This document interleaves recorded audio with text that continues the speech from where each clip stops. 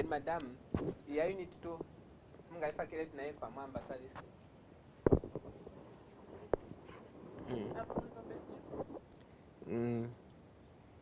Angamba the other one amakana ngala pabili.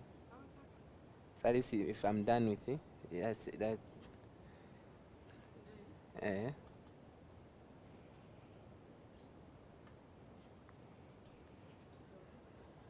it's a matter of clicking on it. Okay. There is a cancelling. Okay. Thank you.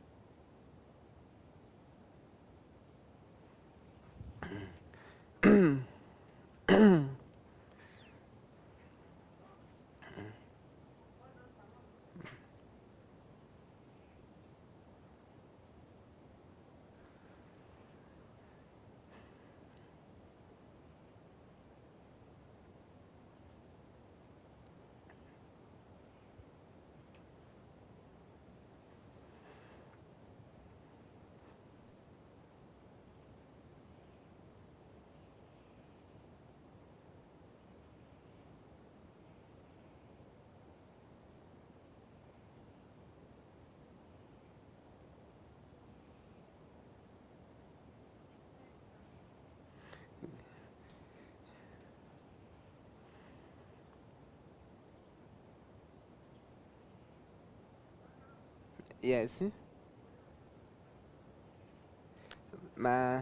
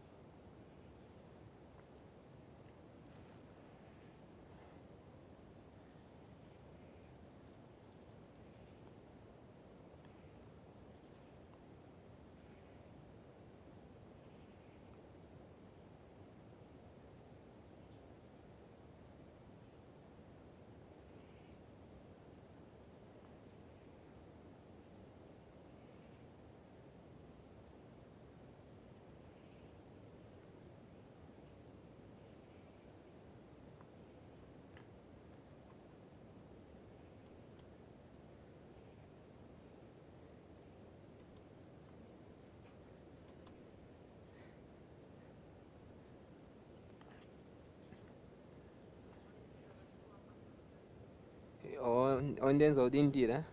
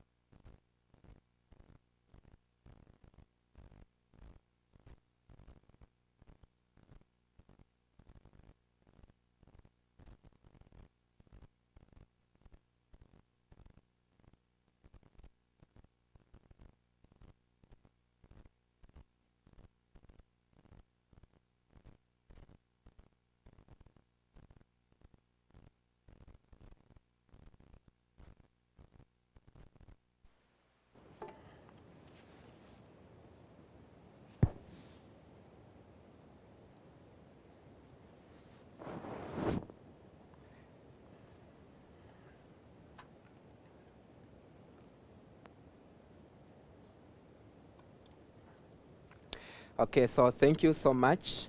We'll be able to carry on from where we left last time. So we introduced project management. We discussed a number of topics under project management. So before we look at today's work, what I'll do, I'll peruse you through, or we'll do a recap of what we discussed last time. Okay, so mostly when it comes to project management, we said mostly this course looks at issues to do with how can you like let's say harmonize a number of activities and also allocate resources for intended projects in a company, in a country, and in most cases, in fact, since there will be individuals who will be charged with the responsibility of taking care of all those activities and also the responsibilities that will be given unto them. So in most cases, that's why when you look at project management, it will play a pivotal role in terms of seeing how best they can allow companies to be able to improve in that regard. So we'll try by all means to look at some of the topics that we discussed under the first unit. So we did look at what a project is. We looked at project management.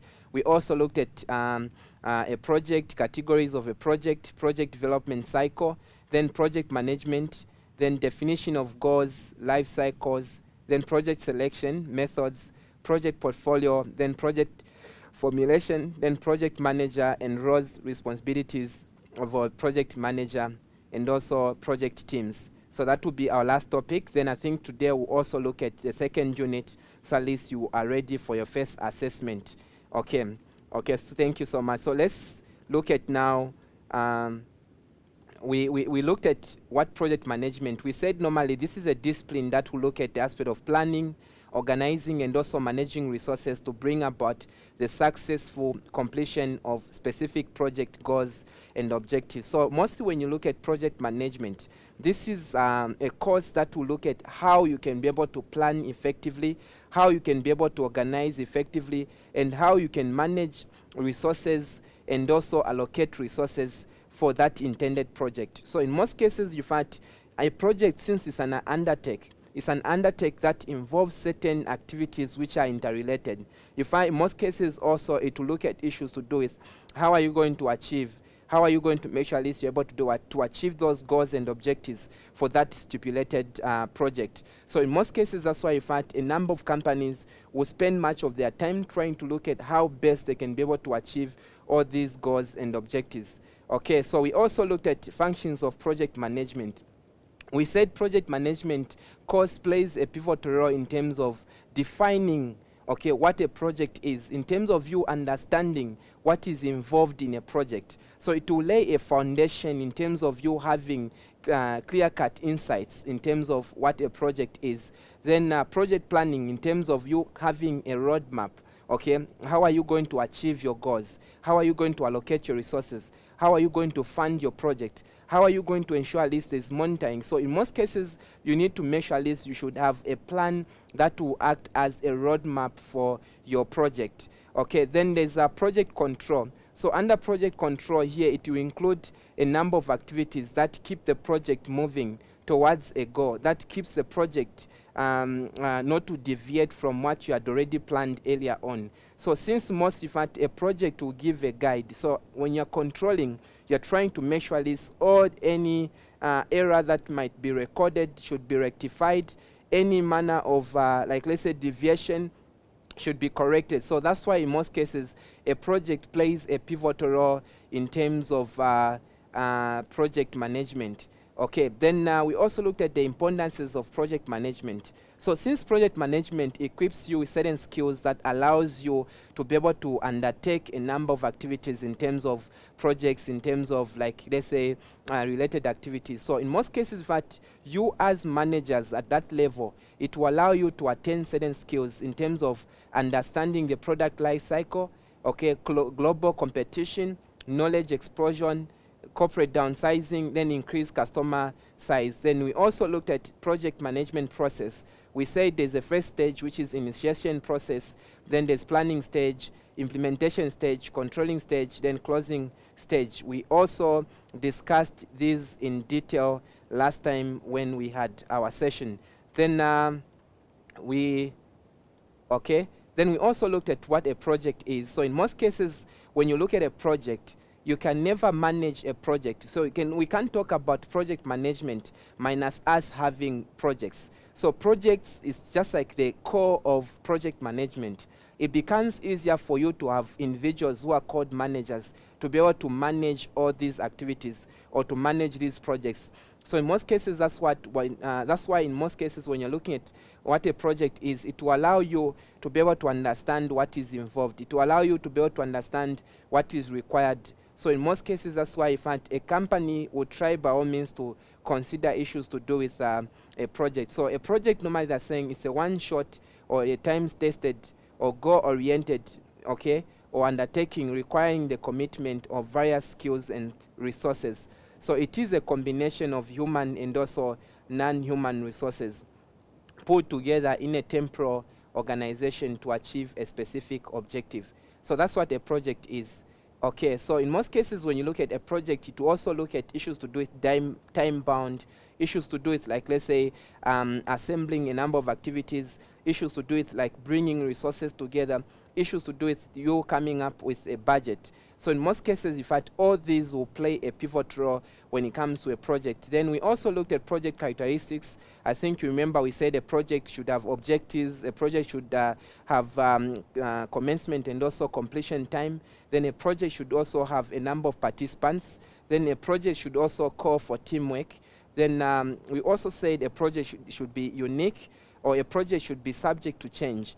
Then we also proceeded by looking at types of projects. We looked at new projects, whereby these are projects that are being initiated by a company, whereby they're not in existence. You find these are new projects, or maybe they've been considered for the first time in that given company or country. Then we have expansion projects, whereby once you come up with those projects, it doesn't mean that maybe you need to be satisfied. You need to keep on improving, or maybe let's say increasing or maximizing on the sizes of these projects. Then we have modernization projects, then diversification projects, then other projects. So we discussed these projects in detail. Then we also looked at levels of project analysis and decision making, whereby we looked at the national level, we looked at the sectoral level, then we also looked at the project level when it comes to implementation of projects. Then today we'll look at the facets of project analysis, then we'll proceed to the second unit. So when it comes to facets of project analysis, you find each and every project will play a pivotal role.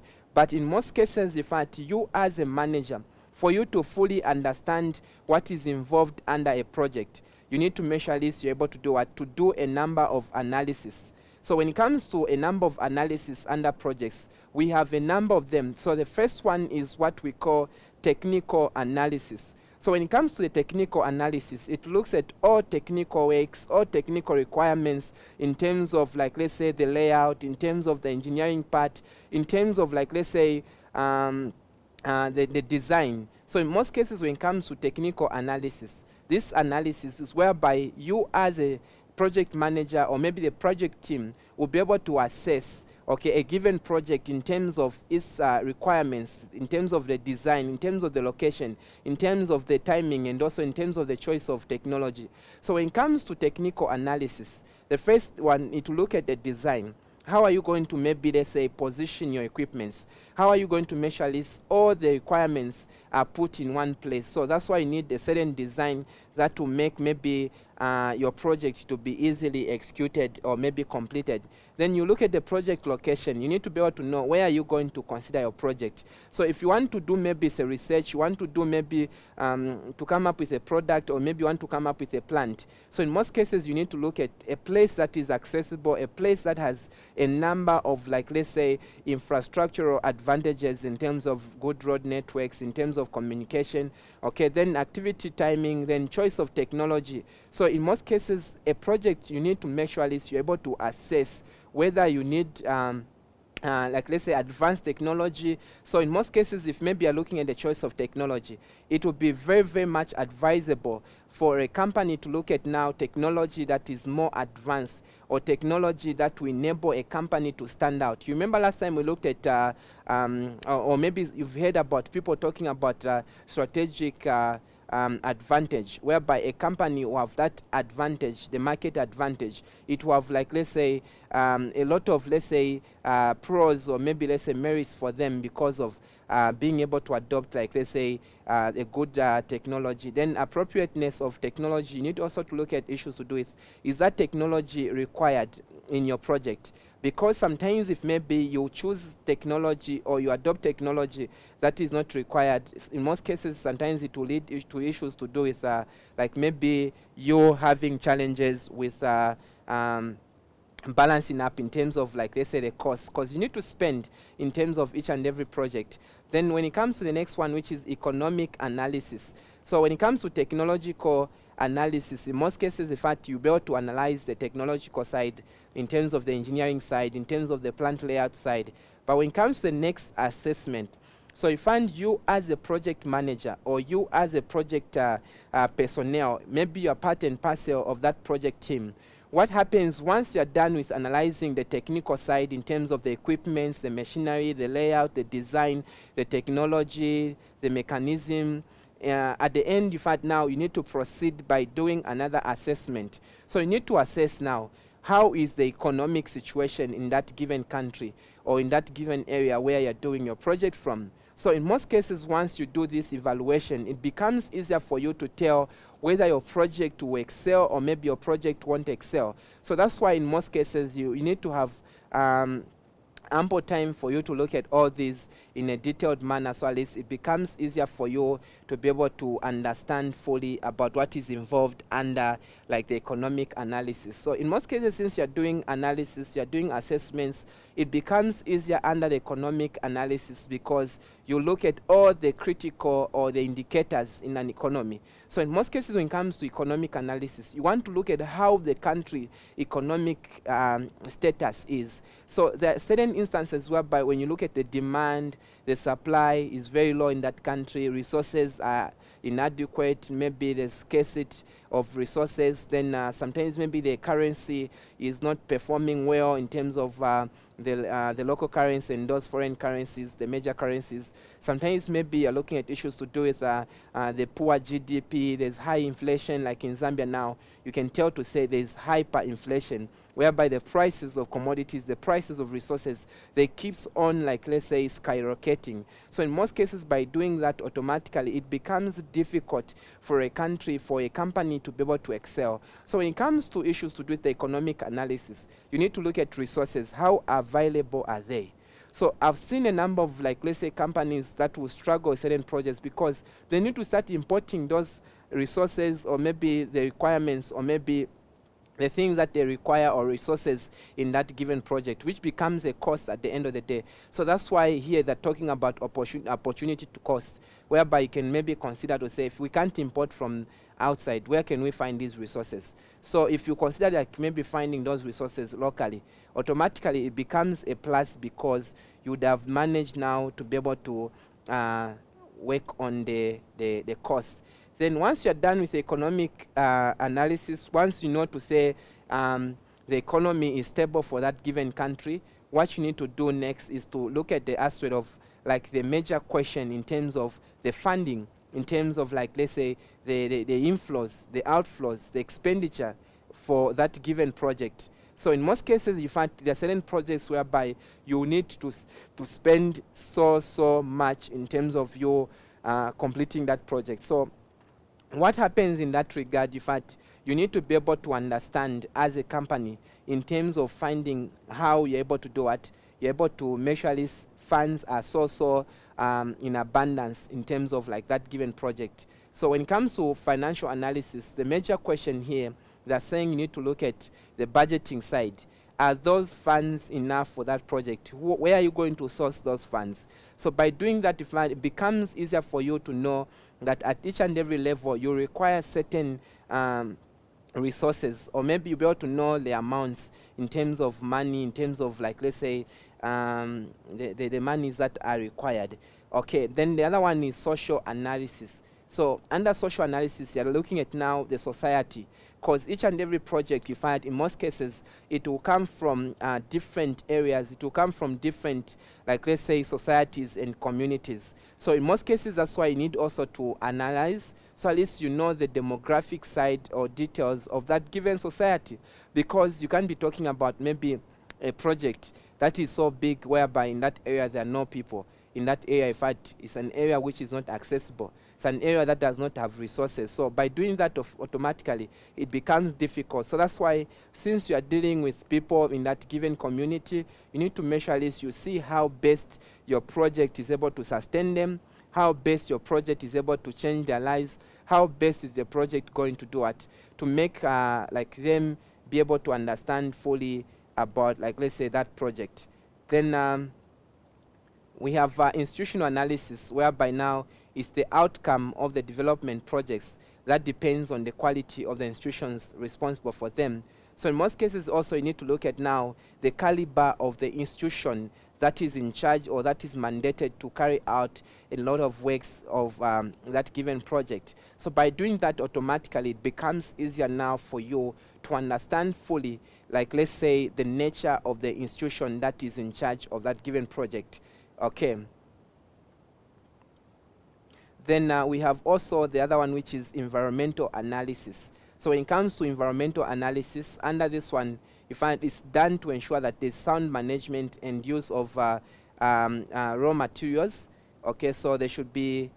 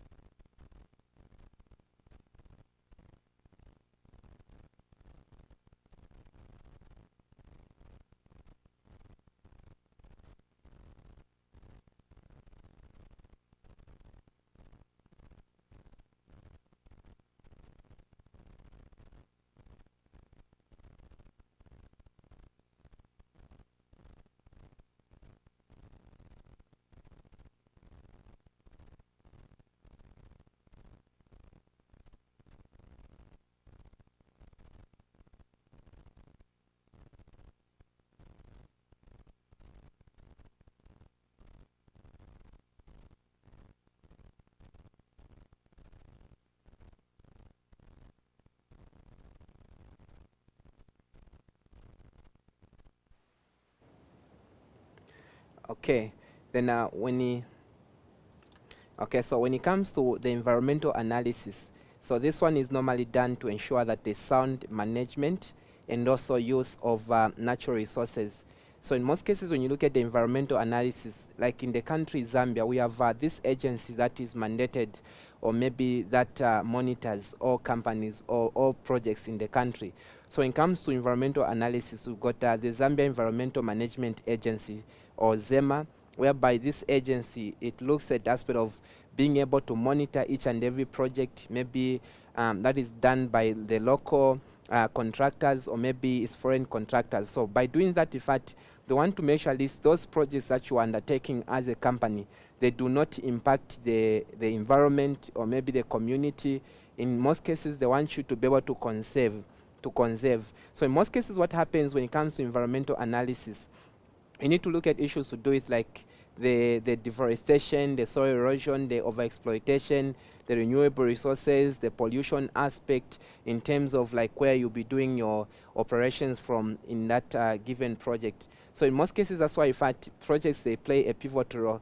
Then now we have managerial capacity. So once you're done with the aspect of assessing like where you'll be doing your projects from, where you'll be doing like let's say your works from, in most cases you need also to look at the next one, which is the managerial capacity. So under managerial capacity here, we're trying to look at now the key skills that are being possessed, like let's say by all the key stakeholders, or let's say the employees rather. So in most cases, when you look at the management team or the project team that you have, in most cases you need to look at how competent are they, or how qualified are they for that project. So by doing that, automatically it becomes easier for you to understand fully what is involved in that regard.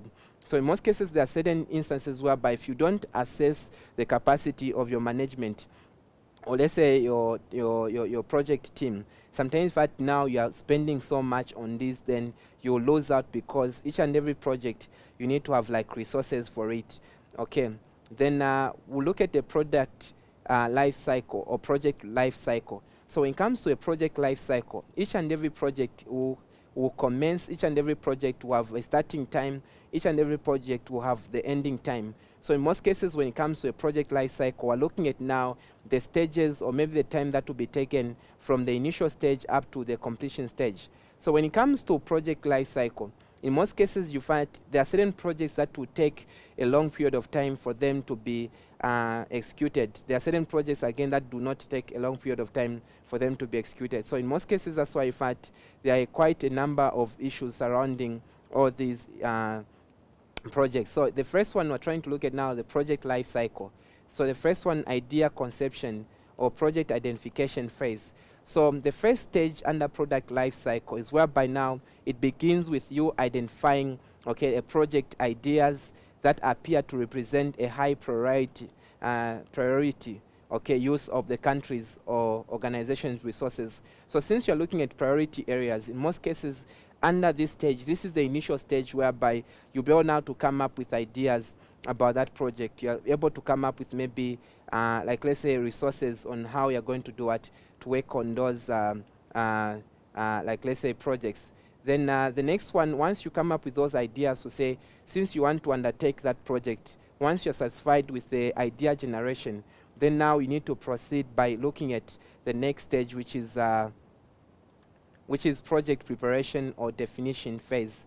So this is now the phase which the project concept is given concrete shape by describing the project with more detail. So under the project preparation, in most cases here you're trying to look at issues to do with you being able to understand fully about the project phase in which the project is being undertaken. So in most cases you need to now start preparing, because you've come up with now ideas. Now how are you going to make sure at least you carry out that project? How are you going to ensure at least you're able to do what? To undertake that project. So this is why now the project preparation side is very, very much important. Okay.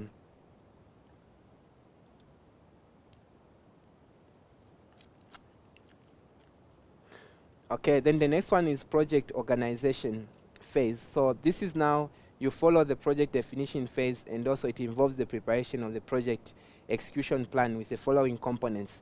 So under project organization now, you're looking at establishing infrastructure and services, project engineering and design, staff recruitment, and also appointment, project management, appointment of a project manager. So under this stage, this is where now you need to put all things in place, in order, by also appointing someone who will be able to oversee activities in that given project. So that's why now a project manager will play a pivotal role.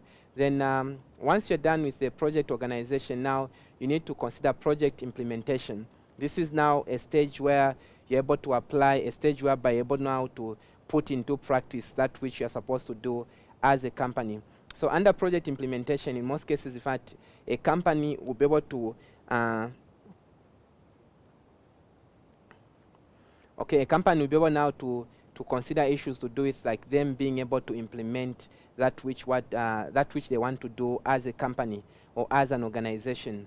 Okay, so once you're done with project, then you can consider project shutdown or clean up phase. So this is now a point whereby you're able now to come to the end of the project and say the project has reached its peak, and now you're done with like that project, you are ready to execute. So under here, this is whereby now you're able to consider the aspect of handing over the project to the client, all the project drawings, documents, everything. Now you're able to do what? To hand over everything to that given agency, or let's say client. Okay. So now let's look at project selection methods. So due to resource constraints in organizations, in fact, in most cases, it's very, very difficult for you to maximize your profits. So that's why now there are two methods that are normally used to categorize or maybe to select projects. The first one is what we call benefit measurement. Then the other one is constraint optimization methods. So in most cases, when it comes to benefit measurement, you're looking at now the side of the pluses, the results, okay, in terms of your gains. Then you can also look at issues to do with the constraint optimization method, whereby you can look at like the challenges in terms of okay, let's look at them in this manner. So we looked at two, which is project selection methods. The first one, they're talking about the method measurement method. I think this one we already explained, whereby we said it's a technique that is based on the present value of the estimated cash outflow and inflow. So cost benefits are calculated and then compared to the other projects to make a decision. So you look at now the benefit side, whereby you measure the cost of each and every project. Then at the end of the day, it's easier for you to be able to select which project you need to settle for, because you're looking at the cost that is involved. So sometimes you can go for a project that does not require maybe a lot of resources. Sometimes you can also go for a project that requires only maybe minimal resources. Okay. Then we have the benefit cost ratio. So under the benefit cost ratio, in fact, the cost benefit ratio, this is a number that suggests the ratio between the present value of inflow and also the cost in terms of the present value of outflow, because you need to know like how much you are getting and how much you are spending. Okay, so this will allow you to understand the rate of like, let's say, your return for that project. Then there's also the economic model. So the economic model normally looks at the economic value added, whereby to look at the performance metric that calculates the wealth creation of the organization while defining the return on capital. So it is also defined as the net profit after the deduction of taxes and also capital expenditure. Okay, then we got also the scoring model in project management. So under this one, in fact, this is a technique or selection technique that you can use in terms of listing the relevant criteria, ways, then according to their importance and their priorities, then you add the weighted values. So once the scoring of these projects is completed, then the project will have, which will have the highest score, will be considered or selected or chosen in that regard. Then the payback period, mostly we are looking at now the total cash to the average pay period cash. So this one, you're looking at now the time that will be involved for you to be able to recover your money. So in most cases, each and every project, in fact, will look at that sort of you injecting, like let's say resources, you being able to inject money. So at the end of the day, you need to make sure at least you look at the return. When are you going to fully recover the money that you invested in that project? Okay. Then we have the net present value. The net present value is the difference between the project's current value of cash inflow and also the current value of the cash outflow.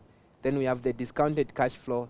This is well known that the future value of money will not be the same as today. So for this one, normally you find that you need to be able to discount in terms of like the cash flow. Then we have the internal rate of return.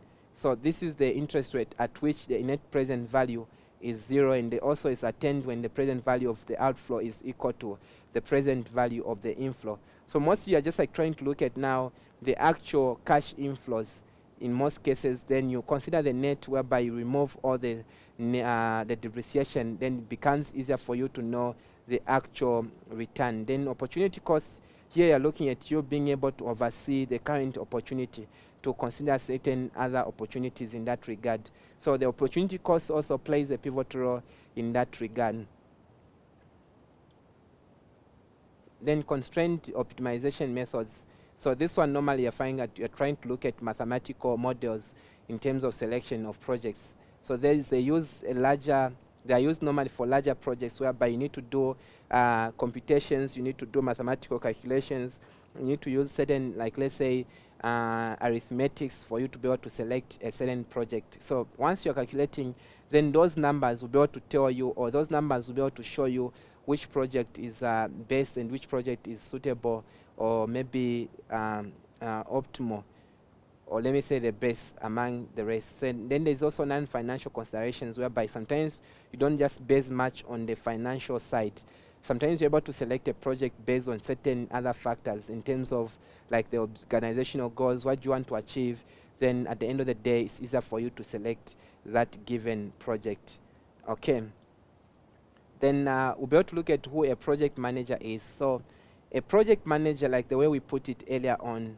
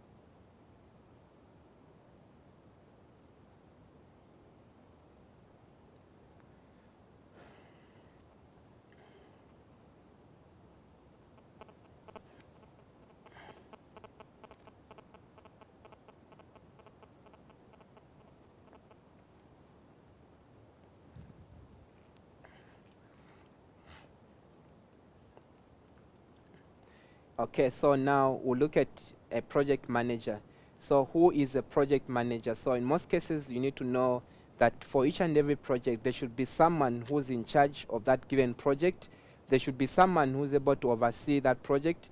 There should be someone who's able to do what? Who's able to make sure at least they can take full charge of that given project. So when it comes to a project manager, this is a person with a diverse set of skills or skill set. So in most cases, they'll look at management skills, leadership skills, technical skills. They'll look at customer relationship skills, conflict management skills. So a project manager, this is a person who will be able to oversee that project in a number of areas, and that's why in most cases they'll try to look at all those areas in terms of a project manager. So when it comes to this individual, you find in most cases, since they'll be at the topmost, they'll be at the helm, then it becomes easier for them to be able to understand fully about how they can be able to work on that aspect of that given project. So when it comes to project manager, in most cases, this person will have like a diverse set of skills. Then it will be easier for them to be able to undertake a number of projects in that given regard. So in most cases, when it comes to a project manager, you find these individuals, in most cases, like the way they put it, it becomes easier for them to see or to oversee a number of areas, because they would have maybe a exposure, they would have maybe been exposed in a number of areas, that becomes easier for them. So in most cases, when it comes to a project manager, you need someone who's very, very much competent and also experienced, because if maybe they've already experienced a number of projects, they've attended a number of, like, let's say, skills, it becomes easier, because you can't be talking about leadership if someone has never even held maybe a leadership position, or technical side, whereby someone is not good maybe in sciences, someone is not good in engineering or technical work. So that's why in most cases you need someone who's reserved, someone who's composed, someone who has like, let's say, probity, all those issues. So in most cases, that's why a project manager, this is an individual who will be able to oversee a given project. Okay, then when it comes to key responsibilities of a project manager, so since we said this is an individual who will be able to oversee a given project, so at this level now, you need to measure this. You should be able to understand what a project manager does. So some of the responsibilities of this person called a project manager. So the project manager normally will play a number of roles, will play a number of pivotal roles in terms of, like, let's say, a project. So in most cases, we need to understand what this person should do. Since we said they need to possess these skills, so since they've got those skills, so what are they supposed to do? So let's try to look at now these responsibilities. So the first one, they direct all activities required to successfully meet the project objectives. So in most cases, the first responsibility, you find that they need to make sure is they achieve the objectives of that given project. They need to achieve, like, let's say, the goals of that given project. So by doing that, automatically it becomes easier for them to understand fully what is required in that manner. Then the next one is they need to manage risk. So when it comes to, like, a project, so in most cases they need to be able to manage risk, because in most cases, if maybe there is no aspect to do with, like, having those skills to manage different risks, it becomes difficult for them to be able to execute or commission those projects. So that's why a project manager needs to be able to foresee in an event whereby maybe there's risk, in an event whereby you know to say there's risk that can be recorded, like the way we have the COVID-19 variants. Look at a number of projects. They've been affected. A number of projects maybe they've been put on hold. So this is why you need to be able to understand, to say how can you make sure all these projects are shielded from all manner of risk. Then scanning ahead of, like, let's say, potential issues, and also resolving them before they become a problem, and also solving problems. Then the other one, in fact, you need to look at issues to do with recommending, solving problems, yes. So in most cases, a project manager should be able to have problem-solving skills.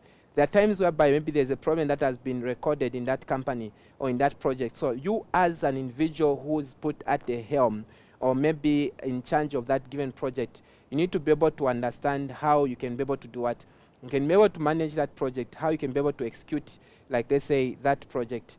Okay, then when it comes to problems, I think you're able to say, sometimes these can be financial problems, they can be resource problems, they can be maybe human resource problems. So you need to chip in as the project manager and see how best you can be able to do what, to mitigate all these problems that might arise. Then recommending also alternative approaches to problems that arise, and also providing guidance to the project sponsor. Then you can also track and report project progress, communicate to all the key stakeholders in that regard. So these are some of the responsibilities of a project manager. There's also initiating, planning, execution, controlling, monitoring, and also closing down, like, let's say, projects. Then why do projects fail? In most cases, projects will fail because of poor project management, lack of executive level support, wrong team members, poor communication, then no measures for evaluating the success of the project. Okay, no risk management, inability to manage change. Okay, so these are some of, then how can you measure, like, the project success? So you can measure the project success through the project scope. Then you can look at the project cost. You can look at the schedule. You can look at customer satisfaction. Okay. Then the 12 golden rules in terms of, like, project success. The first one, thou shalt not gain consensus on project outcome. Then thou shalt not build the best team possible. Sorry, thou shalt build a best team possible. Then the first one was thou shalt gain consensus on project outcome, then develop a comprehensive viable plan and keep it up to date, then determine how much staff you really need for things to be done. Then they should issue to be to do with being realistic in terms of your schedule. Then you shouldn't be able to consider like, let's say thou won't try to do more than that can be done. Okay, then you can also remember the people that you need to count on. Then you can also gain the formal and also the ongoing support of the management stakeholders. Okay, then there's also willing to change, informing others, then also willing to try new things, then also becoming a leader. These are some of the roles that you'll be able to find when it comes to a project. So this is how the first unit looks like. So now we'll be able to proceed to looking at the next topic, then we'll proceed to the second unit. So project team. So project team normally are trying to look at now the aspect of like a multidisciplinary team of members that are brought together from different departments, and they consist of different experts. Okay, then mostly when it comes to a project team, it will have maybe a project sponsor, it will have a project manager, a subject matter, maybe change management function, there's project assistant job, description, project planner, team manager. So there are quite a number of individuals that you can consider in that project. So this is a structure of a project team. In most cases, at the top, we have the company management. So from the company management, you have the project manager. The project manager, you find they will have now, they will report to the customer project manager. Then the customer will be here. Then under the project manager here, you find that there are different managers that will be reporting to him, and he's able to report direct to the company and also the customer project manager. So here we have the construction manager, they will report to him, testing manager, development teams, business process management, purchasing manager, then construction site. All these will also communicate to these. So there's a test engineer there, then there's developers, then there's business analysts, buyer, then the contract manager, operations. So this is how normally the structure of a project team will look like. Okay, so this was our first unit. So let's proceed by looking at now unit 2. So like the way I put it, mostly when you look at unit 1 or like the first unit, in most cases we discussed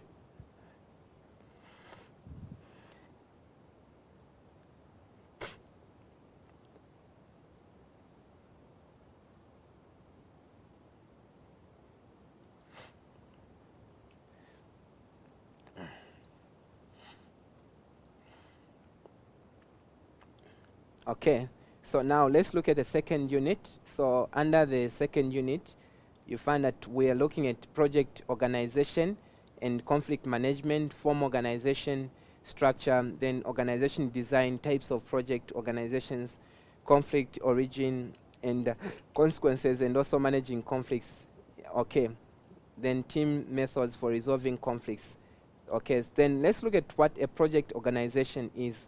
So a project organization is defined as this is a project structure that is created as a separate unit or division within a permanent functional structure, drawing specialists and also workers from various functional departments who work under the overall leadership.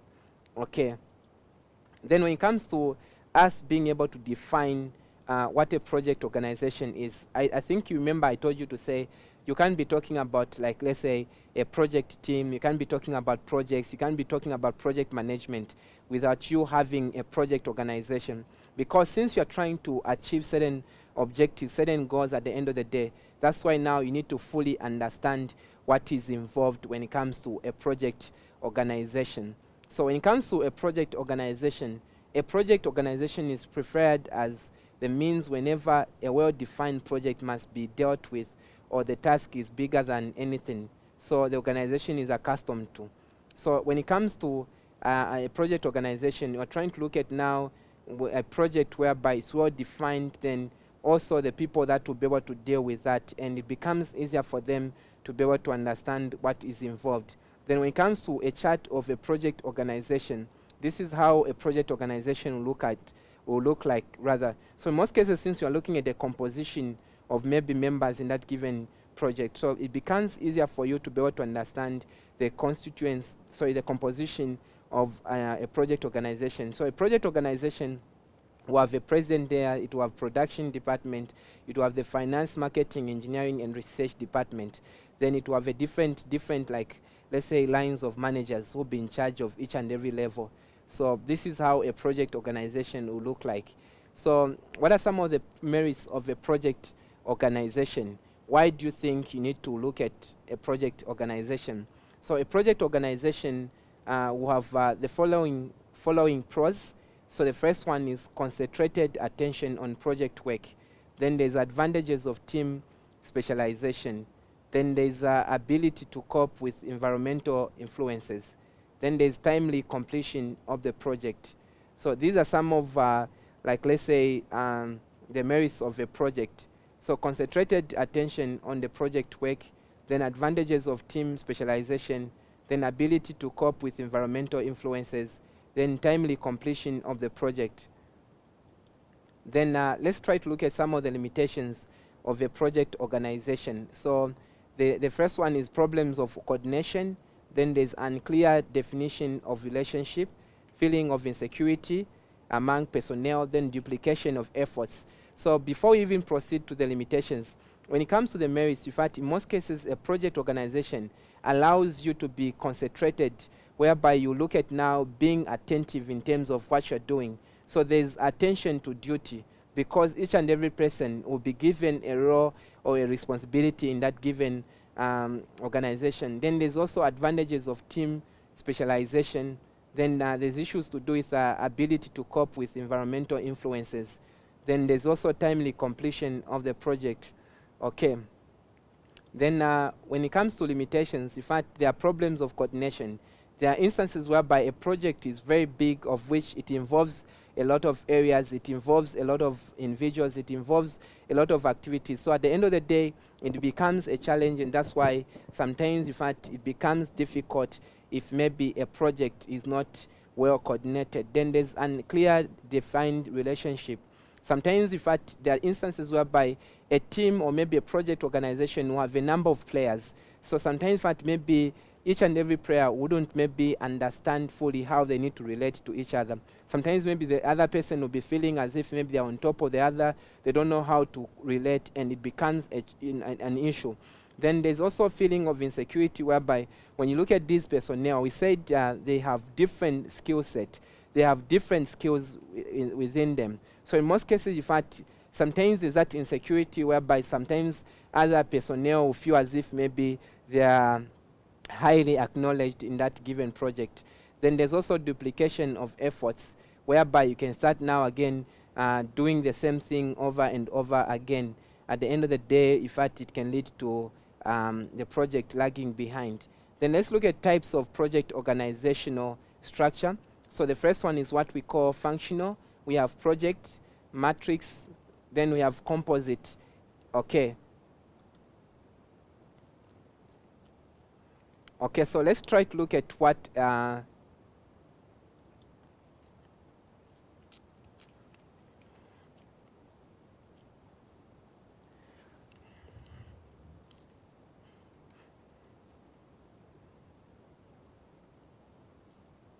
okay, so let's try to look at now these types of project organizations. So the first one is what we call functional.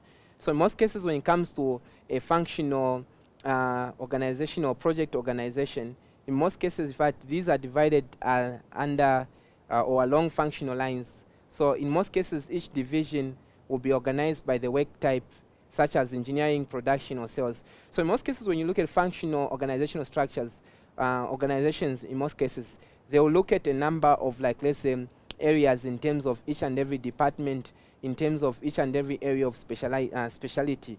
So in most cases, when you look at, like, let's say, functional departments or organizations, these, they'll look at issues to do with engineering, issues to do with production, issues to do with sales, issues to do with marketing, issues to do with accounts, issues to do with finance. So in most cases, in fact, all these areas will play a pivotal role. So since it's a functional organizational organization, in most cases, it becomes easier for each and every area to be able to cluster only that which they are specialized in then it becomes easier for them to be able to take part in initiating and also executing these projects. So under functional, in fact, there should be heads under each and every division, under each and every department. Okay, so this is how it looks like. In fact, there will be the chief executive there, then who will be coordinating, like let's say, all these projects. So here there will be a functional manager, maybe they are in charge of finance, functional manager in charge of production, functional manager in charge of marketing. Then they'll have a number of staff members under them. So this is how a functional organizational project organization will look like. Okay. Then we have what we call project-oriented organization. So in most cases, when it comes to this project organization, it will look at the scale of the project-oriented organization. So these companies do not do most of their work on a project basis and are therefore structured around projects. So mostly, in fact, these are certain organizations whereby they will look at just like maybe being oriented in terms of like that particular project. Maybe it's an engineering project, it's a power plant project, so them they'll be able to understand that given project. Maybe it's a construction project, so they'll measure list them, they're just like clustered under that area. Okay. Then this is how it looks like normally. Find that you have the project now coordinating, okay, this line or maybe under that given project. So in most cases, then they'll be able to oversee, like let's say the way we put it, since we said here maybe it can be finance, so they'll coordinate all finance-related issues. That's what will happen under the project orientation. Then we have the matrix. So under the matrix, so although the although the project-oriented and functional structures are at opposite ends of the spectrum, most cases when it comes to matrix, this one is hybrid. Okay, so when it comes to a matrix organization, in fact, it will consider now everyone, whereby it will involve all the required, like let's say, activities in that given project.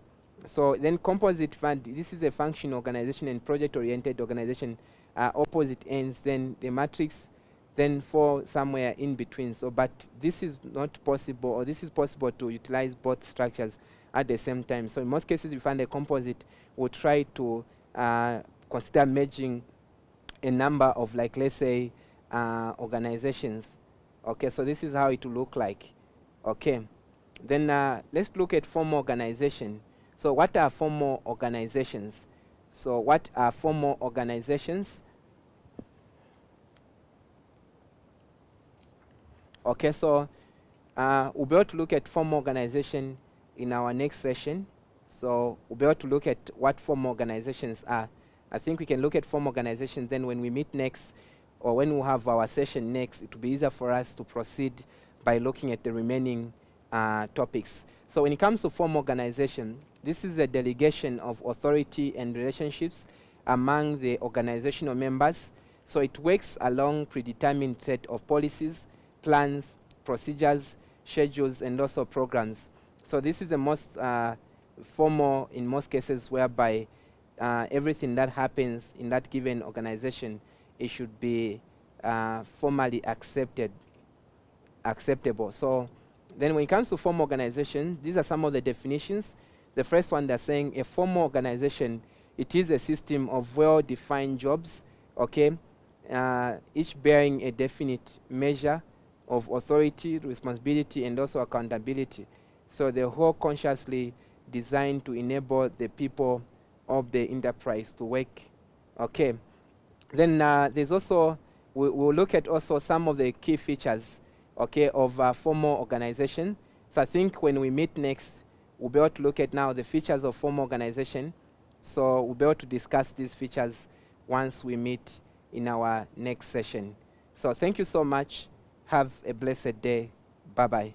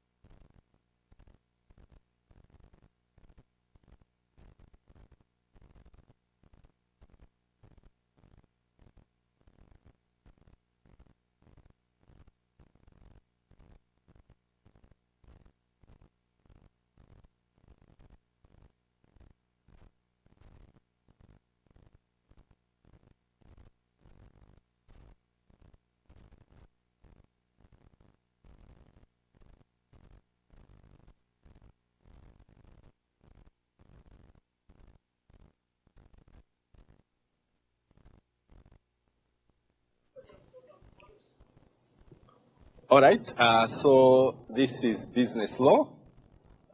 We are going to continue where we stopped. We started Unit 1 last time, so we just continue from where we stopped. So let me just go there where we stopped so that we can continue. We looked at mistake, and okay, we are supposed to start from, we stopped from discharge of contracts. That's where we are starting today. In terms of discharge of contracts, we want to look at what are some of the situations, what are some of the conditions that can guarantee a discharge of a contract. So discharge of a contract can occur under 4 major circumstances. It can occur by performance, it can occur by agreement, but also discharge of contract can also occur by frustration and by breach of contract. So this is what we are going to start discussing today in terms of what are the situations or conditions in which contracts can be discharged. So the first one relates to discharge by performance. So when we talk about a contract being discharged by performance, it means that the contract comes to an end in accordance with its terms and conditions, either because it has a fixed expiry date or because there is a right to terminate contained in the contract. So this is more like a normal termination of a contract when we talk about discharge by performance, just as you look by the word performance. So someone has performed, and because they have performed as required under the contract, then automatically the contract comes to an end. The contract can be discharged. So that's what discharge by performance is all about. So it can either be due to the fact that someone has performed what they were supposed to perform. That's the first aspect.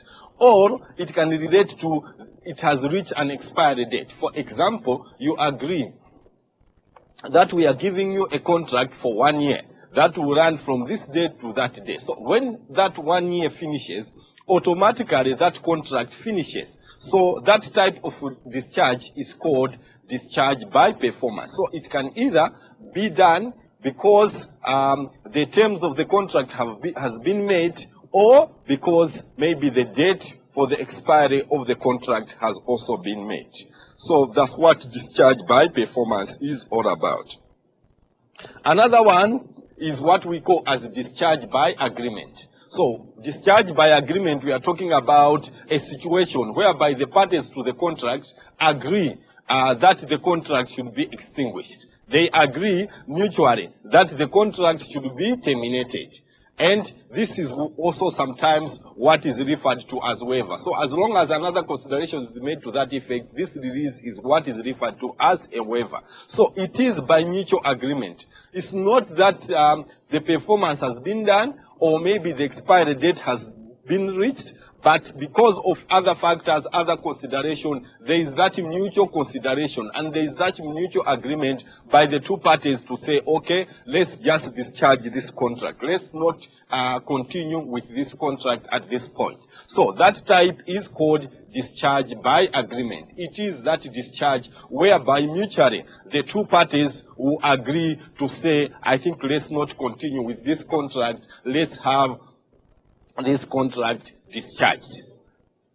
Another type is what we call as discharge by frustration. So when we talk about discharge by frustration, we are talking about when you are faced with a situation in which some unforeseen events occurs, and those unforeseen events make performance of the contract impossible or illegal. Then due to that, you have no you have no right, or you can't continue to perform the contract. So you are frustrated, in simpler terms. You are frustrated by the operating environment. So because of that, then you cannot go on with the contract. For example, maybe you have a contract and then maybe to do a physical, maybe to conduct physical lecturing at one school. And then let's say due to COVID, the government just says, I think for now we are closing all schools. There will never be any classes until further notice. So because of that, you cannot go to lecture in a classroom. So you have to adhere to the government regulation. So because of that, then the contract can be discharged by frustration.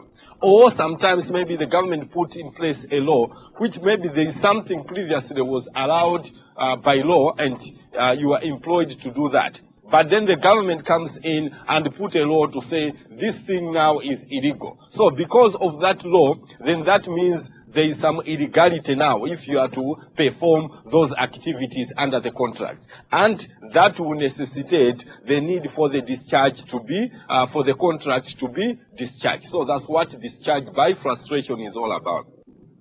But the key word that we need to understand when we talk about discharge by frustration is that this discharge is done because of some unforeseen event or because of some unforeseen circumstances that are beyond both parties in the contract. So, what are some of the situations that may lead to frustration of a contract, or that can lead to discharge by frustration?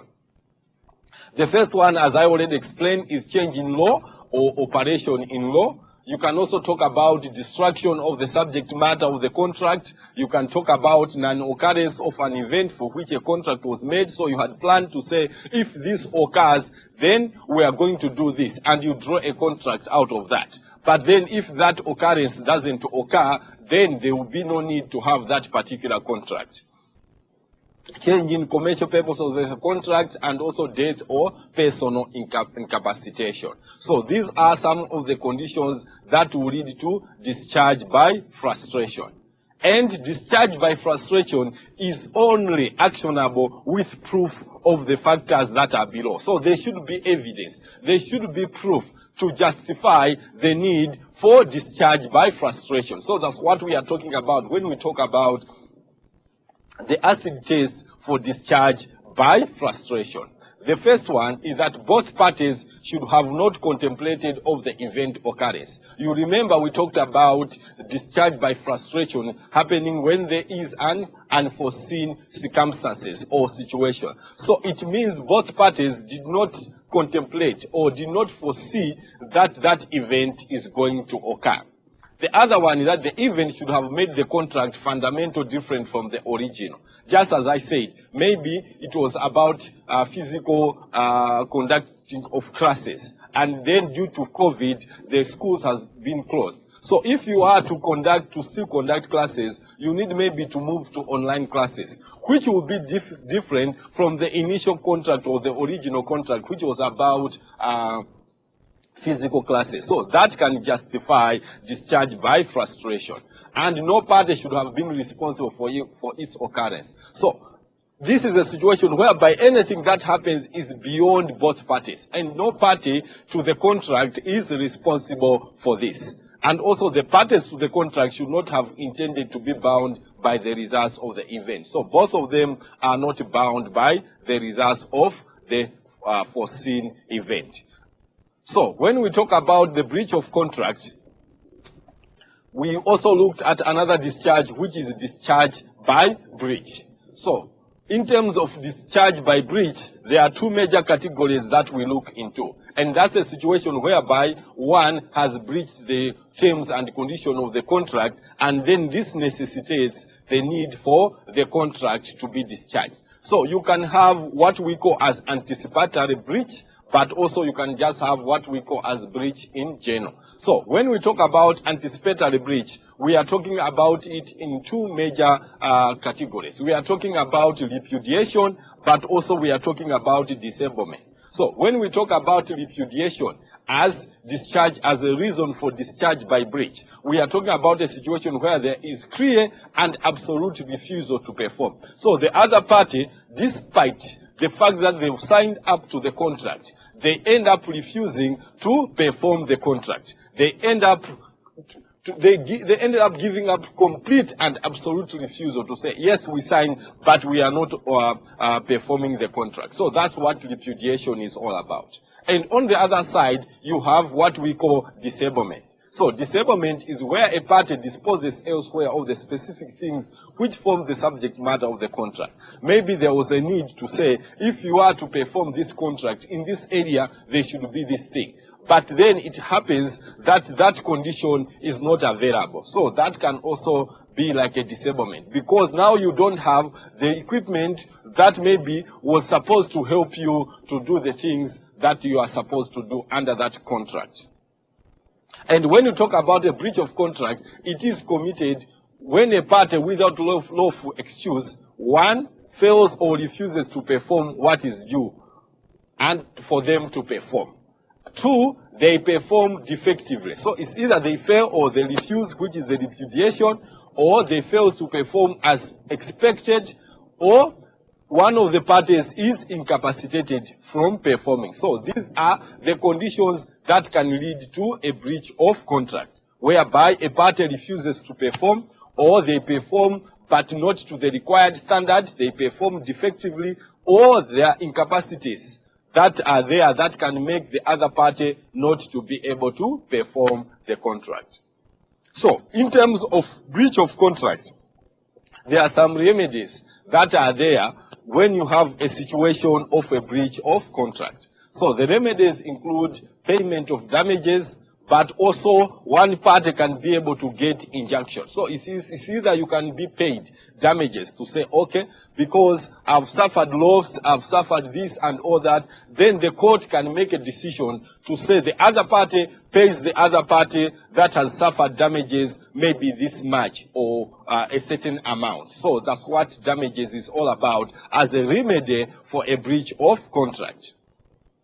On the other hand, you can also go and get an injunction. And when we talk about injunctions, there are different categories of injunctions. You can have a mandatory injunction. You can have a prohibitory injunction. You can also have what we call as Mareva injunctions. So these are the three major categories of injunctions that you can have. So what is a mandatory injunction? So a mandatory injunction is issued when a court directs a person to perform certain acts as opposed to prohibitory injunction, which seeks to preserve the status quo. So you have the mandatory injunction whereby a court will grant or will make that other party to perform certain acts according to how the court sees it.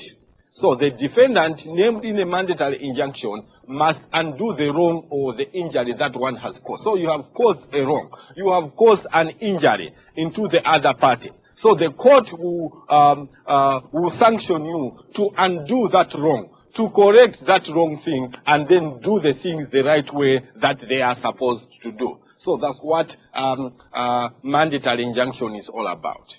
Well, when we talk about a prohibitory injunction, it requires a party to refrain from doing a specific act. So the court will issue an injunction stopping one party not to perform any other function or not to do any other function. That's what. So you are being prohibited to perform some acts due to that particular injunction.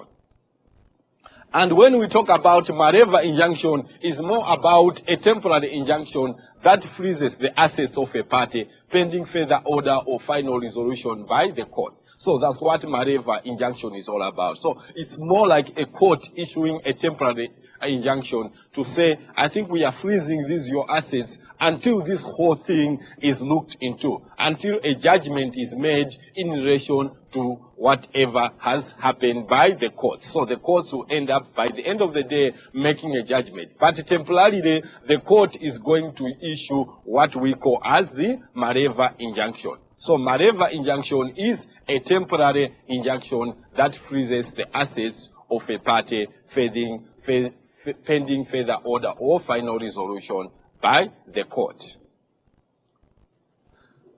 In terms of remedies for the breach of contract, it's either you can also use what we call as agreed by the parties. You remember we are talking about remedies. We started to look at, just to take you back so that you are not confused, we talked about the first remedy is you pay damages. The second remedy for the breach of contract, you can get an injunction. And then the third remedy is as agreed by the parties. So when we talk about as agreed by the parties, it is the situation where the parties themselves will come into a mutual understanding and agree on the way forward. They will come into a mutual understanding and agree what needs to be done, and then each party goes by what has been agreed by the two parties. The fourth remedy is what we call as the quantum merit. So when we talk about a quantum merit, we are talking about a situation whereby a reasonable sum of money to be paid for services rendered or work done when the amount due is not stipulated in a legally enforceable contract. So sometimes you can enter into a contract, but in the contract, the amount that needs to be paid or the sum of money that needs to be paid is not very clear in the contract. It's not well stipulated in the contract. So by using quantum merit, you can agree on a reasonable sum of money that needs to be paid for the services that has been rendered. So these are some of the remedies that can be done in terms of a breach of contract. You can also have another remedy, which is restitution. And restitution of the law of restitution is the law of gains-based recovery. So you are trying to restitute what has been lost. So what is it that has been lost throughout the process, throughout the breach of contract? Then that can be restituted through what we call restitution. You can also have another remedy for breach of contract, which we call as restitution. So rescission. So rescission is the effect of rescinding a contract to extinguish it and restore the parties to their pre-actual position. So rescission, we are talking about a situation whereby now the contract is rescinded to the fact that you cannot, it's like no contract exists. So both parties come back to their initial position. That's what rescission is all about. So the contract is being rescinded. So these are some of the remedies that can apply for the breach of contract. So we've looked at about 6 remedies that can apply when we talk about the breach of contract. Now, we want to look at capacity to contract. So what do we mean when we talk about capacity to contract? Is it that everyone can come in and contract or be involved in a contract? Or there are some situations that can make someone to be able to contract or to have the competency to contract, and others do not have that competency to contract. So according to the law generally categorizes in terms of who can contract and in what situation can what contract. So the law will specify who is legally allowed to enter into a contract. So this is determined by a law. And basically the focus is much on the age, because sometimes there is a certain age that you cannot be allowed to enter into a contract. Maybe you are a minor. You cannot enter into a contract because you might not understand the intricacies that relates to the contract. So it's either in terms of age or in terms of insanity, whereby maybe you are not operating, you are not in the sound mind. You cannot enter into a contract. So someone who has unsound mind cannot enter into a contract. So who is that person who is having unsound mind that cannot enter into a contract?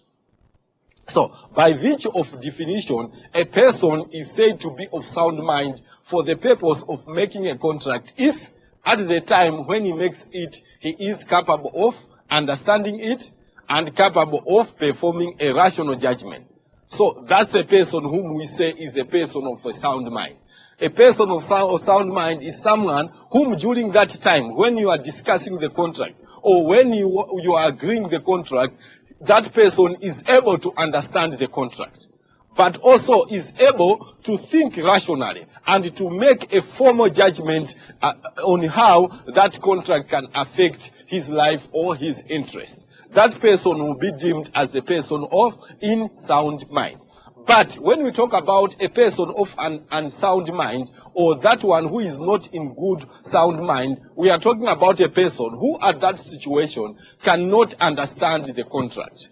We are also talking about that person who is not capable of forming a rational judgment. So these are the issues that can distinguish to say this person is in a sound mind and this person is not in a sound mind.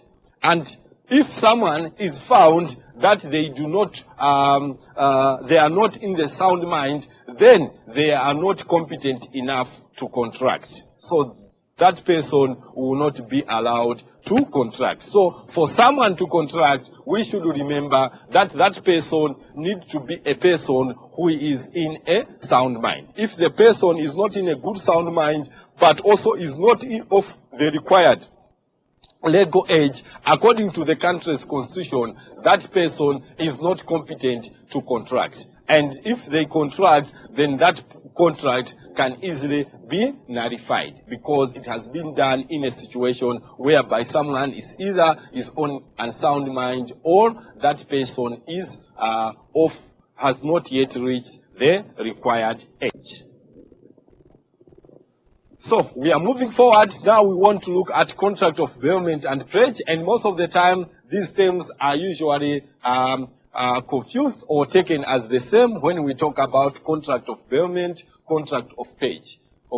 But when we talk about bailment, it means a delivery of goods from one person to another for a special purpose. Delivery of goods from one person to another for a special purpose. While when we talk about pledge, it means delivery of goods as security. So bailment is just in general. We are talking about delivery of goods from one person to another for a special purpose. It's not being delivered as part of a security for a payment or a debt. So that's where the distinction comes in. But when you look at both bailment and pledge, it still involves the delivery of goods. So that's a key issue. That's why sometimes it is confused, because bailment involves delivery of goods.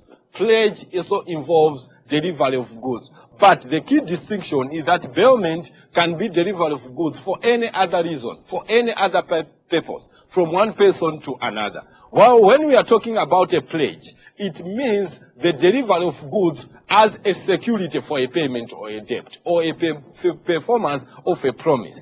So therefore, you are talking about a situation whereby you say, okay, as a security that I will be able to do this, then I'm giving you this so that you keep, and I will get it after I perform my contract. Or you are saying, okay, I need some money, I need a debt to service my contract, so give me the money and I will give you this as something for you to hold on until a time when I come to take it. So that's what pledge is all about. So pledge is more specifically when you talk about as a security for the payment of debt or performance of a promise. So that's why we are saying, even though sometimes bailment and pledge are used interchangeably, but they are different when you talk about the issue of contracts. And we should be able to understand these differences. So a bailment is the delivery of goods by one person to another for some purpose upon a contract that they shall, when the purpose is accomplished, be returned. So you agree on a contract and then you say, okay, I'm giving out these goods just to make sure that I complete the contract. Once the contract is completed, I'll be able to get out whatever I have given out.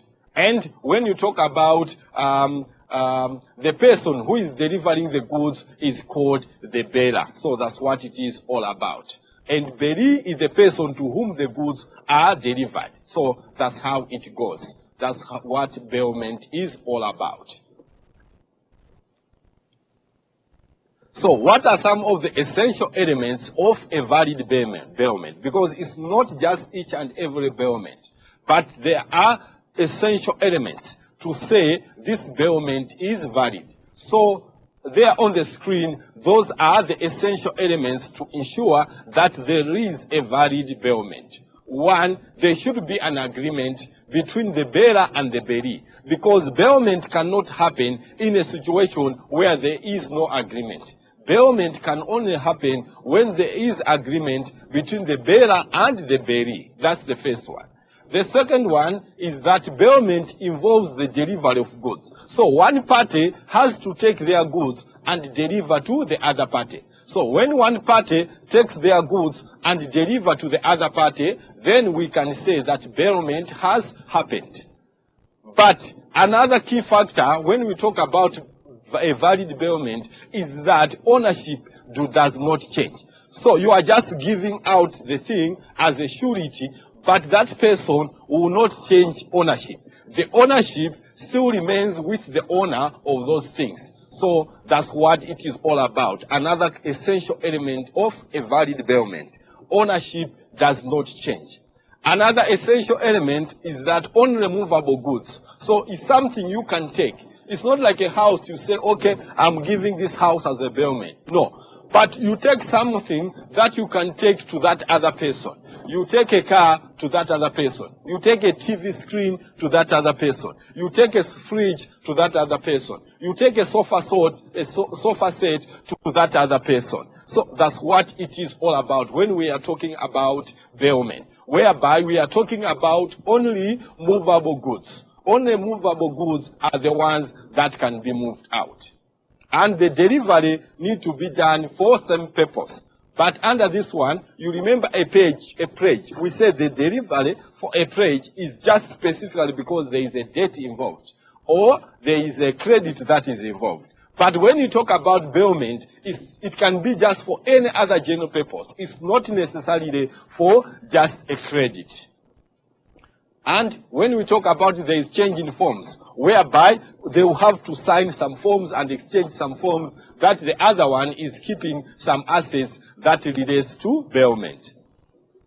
The last one is about retain, which is an essential element of a valid bailment. Because why are we saying retain is a valid element for an essential element for a valid bailment? Because once the conditions have been met for the bailment, that asset has to be retained to the owner. So that's why we are saying retain is also an essential element. So these are the key essential elements when we are talking about a valid element. A valid bailment. Agreement between the bailer and the bailee, delivery of the goods, ownership does not change, unremovable goods are involved, and it can be delivery for some purpose, and also change in forms, and by the end of the day, the assets or the goods have to be retained. So there must be an agreement, just as I was talking about, between the bailer and the bailee, and this agreement may be expressed or implied. So that's the first one we already talked about. And in bailment, it is necessary that the goods should be delivered to the bailee. So it is the essence of the contract of bailment. You cannot say there is bailment when the goods are still with the other party. The goods have to be delivered to the bailee. And it is further necessary that the possession of the goods should be voluntarily transferred and is in accordance with the contract. So there should be a contract out of it that explains about the bailment. And in a bailment, the ownership remains with the bailer. So as we already said, there is no transfer of ownership. So the ownership still remains with the bailer. The other one is just there to keep the contract, to keep the asset. Because when the ownership is transferred, then it is no longer a bailment contract. It has now changed to become a contract of sale. And bailment, as we said, is only for movable goods and not for immovable goods. We've also said the fact that the goods must be delivered to the bailee for some purpose, and the purpose could be the safe custody and use of the goods, transportation of the goods, or repair of the goods. So as we said, when we are talking about bailment, it's not necessarily the issue about a loan. It's not necessarily the issue about a loan, as we are going to see, or a credit in terms of a pledge. But this bailment, it can be for a number of purposes. It can just even be for safe custody. I want you to keep these things for me. So that's, you end up entering into a bailment contract. Or I want you to transport these goods for me from this to that area, from this country to that other area. So you can sign a contract of bailment. Or you want someone to repair your goods, someone to repair your fridge, someone to repair your TV. And because of that, you can also enter into a contract of bailment. And if the goods which are bailed are changed, like a cloth is converted into a shade, then still the contract remains a bailment. And the goods shall be returned to the bearer or disposed of according to his direction. So the bearer or the owner of the commodity still has the ownership and the control about the commodity. The others is just there, the other party is just there to secure and to keep the goods. So how does termination of bailment occur? Or what are some of the key conditions that can lead to or that can justify the termination of bailment? So there are a number of conditions that can justify it. The first one is on the expiry of a fixed period. So you've gone into an agreement to say, okay, in your warehouse, keep these things for me for a period of 6 months. So once the 6 months period expires, then that means the bailment expired.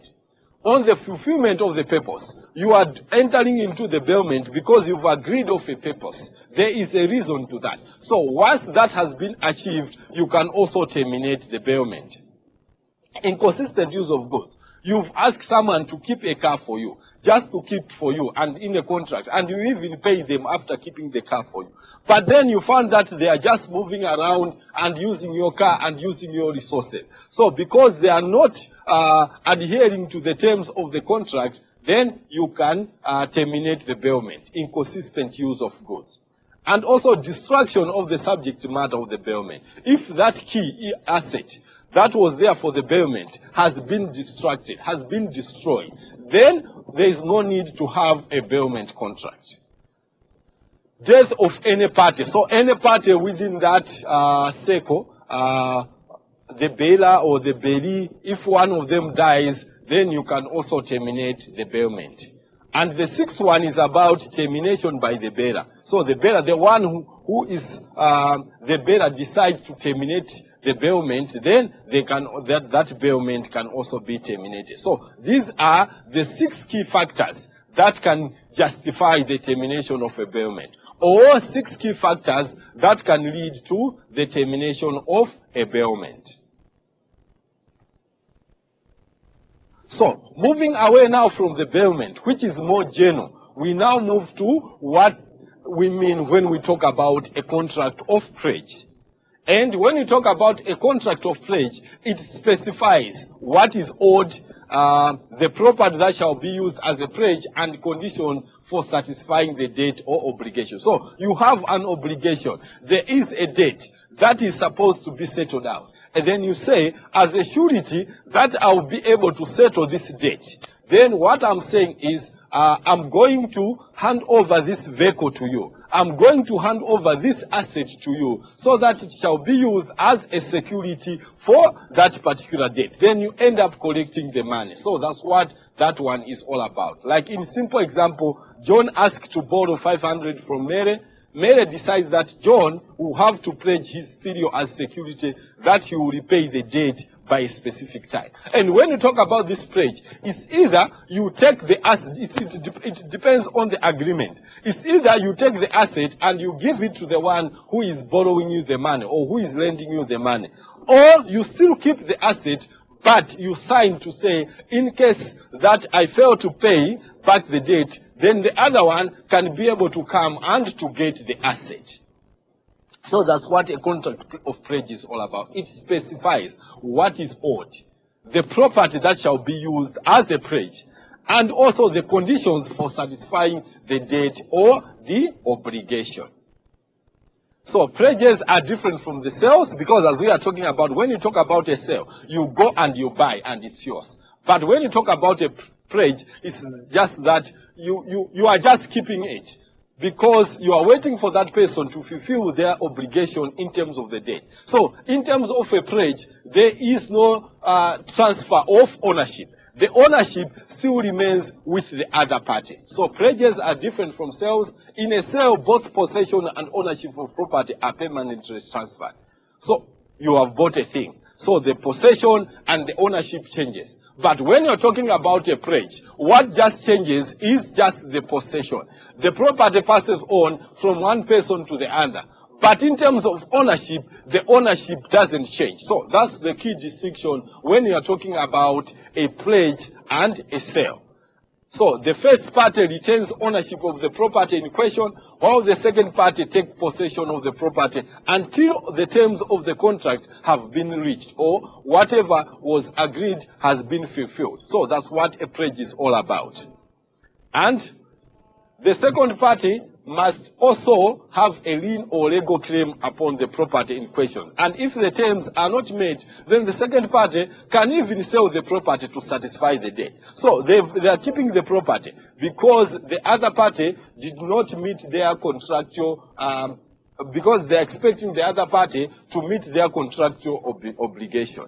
But then it happens that the other party has not come in to meet their contractual obligation. So what is going to happen is that then the other party is free now to sell that property because the other party, they have failed to meet their side. They have failed to meet their obligation. So because they have failed to meet their obligation, then the other party has the right to sell that property. And if the terms are not met, the second party can sell the property to satisfy the debt.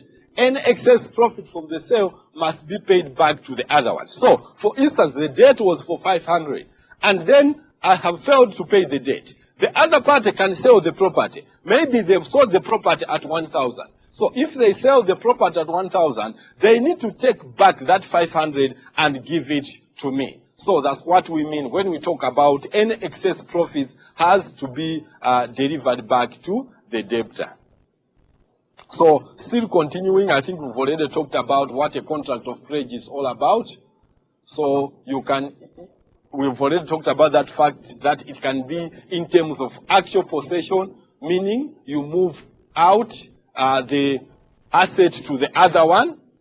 So that's what actual possession is all about. But apart from that, you can also have what we call as constructive possession. So when you talk about pledge, you have actual possession of the property in which you are keeping or you are in custody of the property, and also you can have the constructive possession of the property, meaning that the pledgee has some control of the property, which typically occurs when actual possession is impossible. So those are the two areas that you have. You can have the actual possession, and also you can have constructive possession.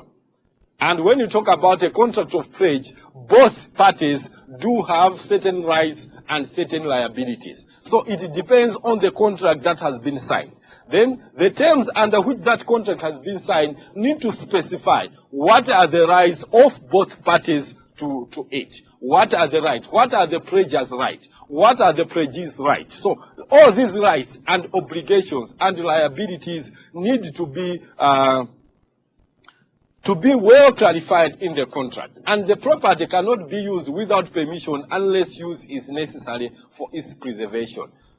So this is what it is all about. And unauthorized use of the property is called conversion and may make the pledge liable for damages. So, for instance, if you are to keep a car, you are just supposed, maybe according to your contract, you are just supposed to keep it at home, park it at home as a pledge. You are not supposed to be using the car. So if you are found using the car, then the other party can charge you for using that car. So you have to pay damages because you have used the car, which is a situation which was not agreed upon in the contract. So the pledgee has the right to the possession and control of any income accruing during the period of the pledge, if that pledge is being used for getting some income out of it. So these are just the terms and conditions that relates to both the two parties in terms of a pledge. So still moving ahead, according to our syllabus, one other topic that we need to handle is e-commerce, but not much into e-commerce, but because e-commerce moves us into what we call as e-contract. So we are talking about e-commerce, but we will not focus much in terms of what e-commerce is all about. We are going to move from e-commerce and then we move to e-contract. So what do we mean when we talk about e-commerce? What is e-commerce? So e-commerce or electronic commerce is the buying and selling of goods and services or the transmitting of funds or data over an electronic network, primarily the internet. That's what e-commerce is all about. You are buying and you are selling goods and services, or you are even making payments for that purchase, but that is done through electronic terms. So you are not basically going out there in the shop with your cash, and then you go there, you look at the asset, and then you make the physical cash payment out of it. No, then that's not what e-payment is all about. E-commerce, that's not what e-commerce is all about. E-commerce, most of the transactions are using electronic modalities. And mostly you are using the internet. So the internet is the primary means of transacting when you talk about e-commerce. So e-commerce, others call it electronic commerce, is the buying and selling of goods and services, or the transmitting of funds or data over an electronic network. And these business transactions occur either as business to business, or it can be business to consumers, or consumer to consumer, or consumer to business. So it cuts across. It can be consumers to consumers, it can be consumers to businesses, it can be businesses to business and others. So it can, what we are just trying to say under that is that e-commerce can apply to a wide spectrum of stakeholders, and it can be used by anyone. Anyone can be involved into e-commerce. So the term e-commerce and e-business are often used interchangeably. The term e-tail is also sometimes used in reference to the transactional process that makes up online retail shopping. So you have some can refer it as e-commerce, others can refer it to e-business, others can refer it to electronic commerce and all that. But most of the time, these terms are used interchangeably. What is important is just for us to understand that we've talked about e-commerce as the buying and selling of goods through electronic modalities, through electronic network. Even the transfer and the payment is made using electronic modalities. So e-commerce leads us now to e-contract. So when we talk about e-contract, what is it all about? Electronic contract, what is it all about? So an electronic contract is a legal document created and signed online. It is essentially a digital version of a traditional paper contract. So in traditional ways, you have a paper like this, and then all the terms and conditions of the contract are in here, you read, and then you sign physically on a piece of paper. But when you're talking about e-contract, it is still a legal document, but it is created online. So it is something that is created online. That's what an electronic contract is all about. So a legal contract or a legal document is created and signed online. And it is essentially a digital version of the traditional paper contract. And just as the paper contract, e-contracts are also enforceable. And they are legally binding documents. So we cannot say, okay, because it's not a physical, the signing was not done physically, then it's not a legally binding document. No, it is a legally binding document when we talk about e-contract. And these are enforceable and legally binding by law. And they are used typically regarding employment, sales, services, or tenancy. So an e-contract or electronic contract is a legal document created and signed online, and it is essentially a digital version of a traditional contract, which you have said, and it is signed by the two parties. That's what an e-contract is all about. I've already talked about that they are enforceable, and with a typical paper contract, one party drafts an offer and the other one reads it over. So when you talk about the e-contract, it is a situation whereby one party will have to write the contract, and they draft the contract and they send it to the other party. Once that contract is sent to the other party, then the other party will have to read it online. And then once they read it online, then they will have to sign it. And then sign it online once they agree to the terms and conditions of that particular contract. So that's what e-contract is all about. But as we have said, e-contracts are enforceable by law. Just as the other contracts are, the same applies when we talk about e-contracts. E-contracts are also enforceable by law. So you cannot run away from it just to say, no, just because we did not sign a physical contract, then this does not apply. No, e-contracts are also enforceable by law. And if both parties agree to the terms and conditions, listed in the initial offer, they will each sign the document and it becomes a valid document. So that's what e-contracts are all about. It becomes a valid document. Once it's signed, then it becomes a valid document.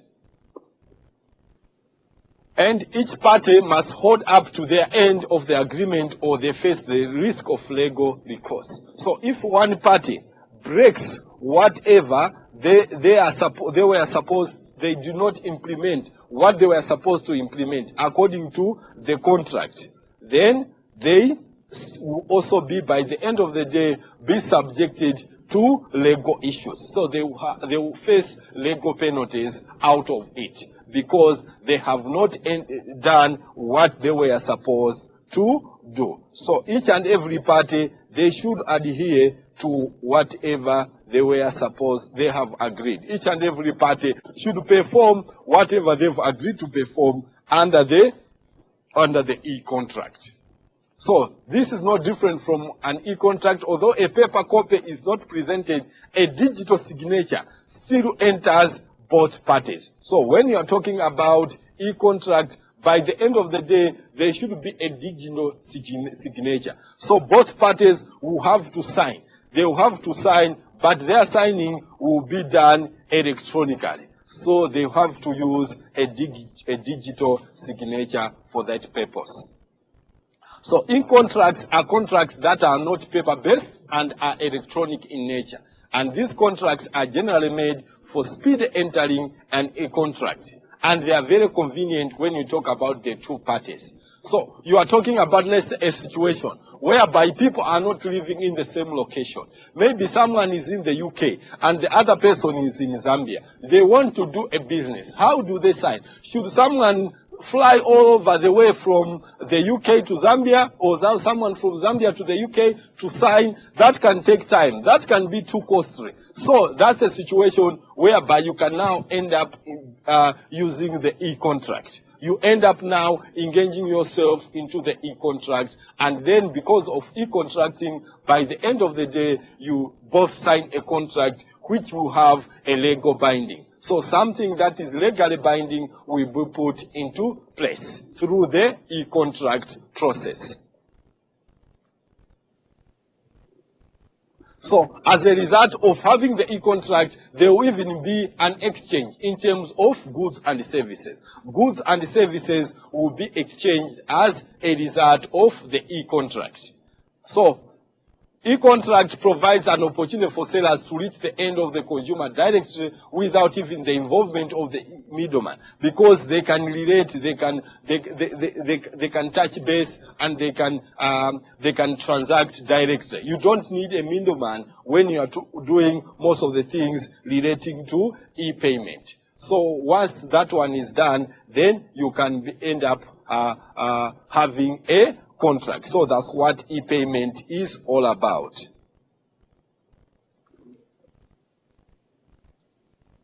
So why should we move to e-payment? Why should we be talking about e-payment? Why not just basically using the paper payment? Why are we migrating to e-payment? So typically, e-contracts exist when the two parties do not meet. As I said, you have a situation where the two parties are not meeting face-to-face. So because the two parties are not meeting face-to-face, then by the end of the day, there will be a problem that relates to e-payment, e-contract. There will be a problem for signing of physical contract. So because physical contracts cannot be signed, then by the end of the day, you have to use e-contract. So it enhances, the issue of cost effectiveness. As we also said, it carries low risk. And we've also said the fact that apart from it carrying low risk, we've also talked about the fact that by the end of the day, it is so quick and cost effective. And it can save other people who cannot perform what they are supposed to perform physically.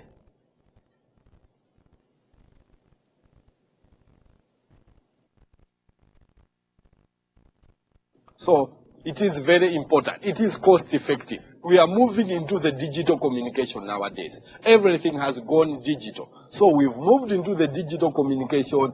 Everything is good. Everything will be fast. It's even environmentally friendly, whereby you are not using a lot of paper.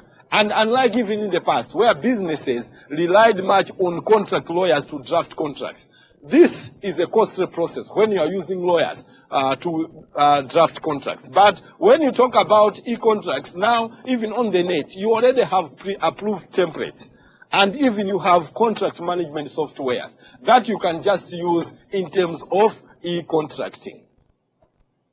And because an e-contract can be emailed, it only takes a few minutes for the other party to receive. It's just at a click of a button. I'm sending you the contract, check your inbox, it's there. So it speeds up the whole process of the contract signing, because it's just over a click of a button. And just through a click of a button, then you can go into a contract. Sometimes you can just scan it, you can just fax it and all that. And another big reason businesses choose digital contracts is because they offer enhanced security. So nowadays, most of the contracts, like if you have paper contracts, you have to file them somewhere. And then once they are filed in a cabinet or something like that, someone can come, take a copy, and do whatever they want to do. But when you talk about e-contracts, these can be kept in a very secure way, which no one can come in to access. So, quickly, what are some of the key essentials of an electronic contract? What are the essential elements of an electronic contract? One, there must be an offer. So these are just like the key issues we discussed about a contract, about a valid contract. One, there must be an offer that needs to be made. We already talked about an offer. And the offer needs to be acknowledged. The other party acknowledges that they have received an offer. And there has to be legal consideration. You need to consider all the legal issues that relates to that particular contract. And there has to be an intention to create a lawful relation. You remember we talked about contracting process, that there is that intention to create a lawful relationship. And the parties must be able to contract. They must be those parties, you remember we talked about eligibility to contract. Someone in a sound mind, you talk about at the right age and all that. So they should be able to contract, and they must be free and unaffected from consent. No one should be forced to enter into a contract. And the object of the contract need to be lawful. Whatever is the subject matter for the contract need to be something that is lawful. But also there must be conviction and possibility for performance. All the parties of the contract must have that conviction to perform the contract. To perform the contract according to the various terms and conditions of the particular contract. So these are the essential elements of an electronic contract. So that marks the end of our Unit 1. So we've managed to cover all the aspects that relates to Unit 1. We'll continue tomorrow when we meet. We'll look at Unit 2. But for now, we have completed all the aspects that we are supposed to cover in our Unit 1. So thank you so much for your attention. We'll meet again in the next session.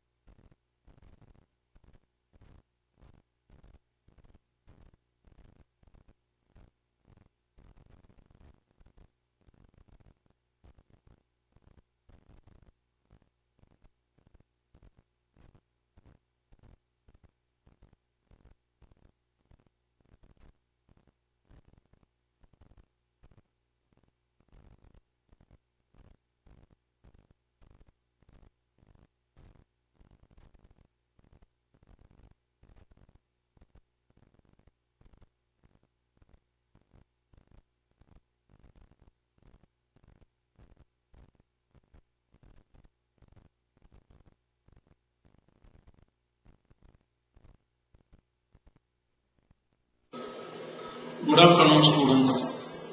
Today we are going to discuss about measurement and scaling techniques, meaning importance of scaling and types of scale, nominal scale, ordinal scale, interval scale, ratio scale. Criteria for good measurement: attitude measurement scale, Likert scale, semantic differential scale, Thurston scale, multi-dimensional scaling. Measurement. So, what is measurement? Measurement is the process of associating numbers with physical quantities. It is the fundamental to sciences, engineering and construction and other technical activities, technical fields, and also it is used to all the everyday activities. Measurement defined as the act of measuring the size of something.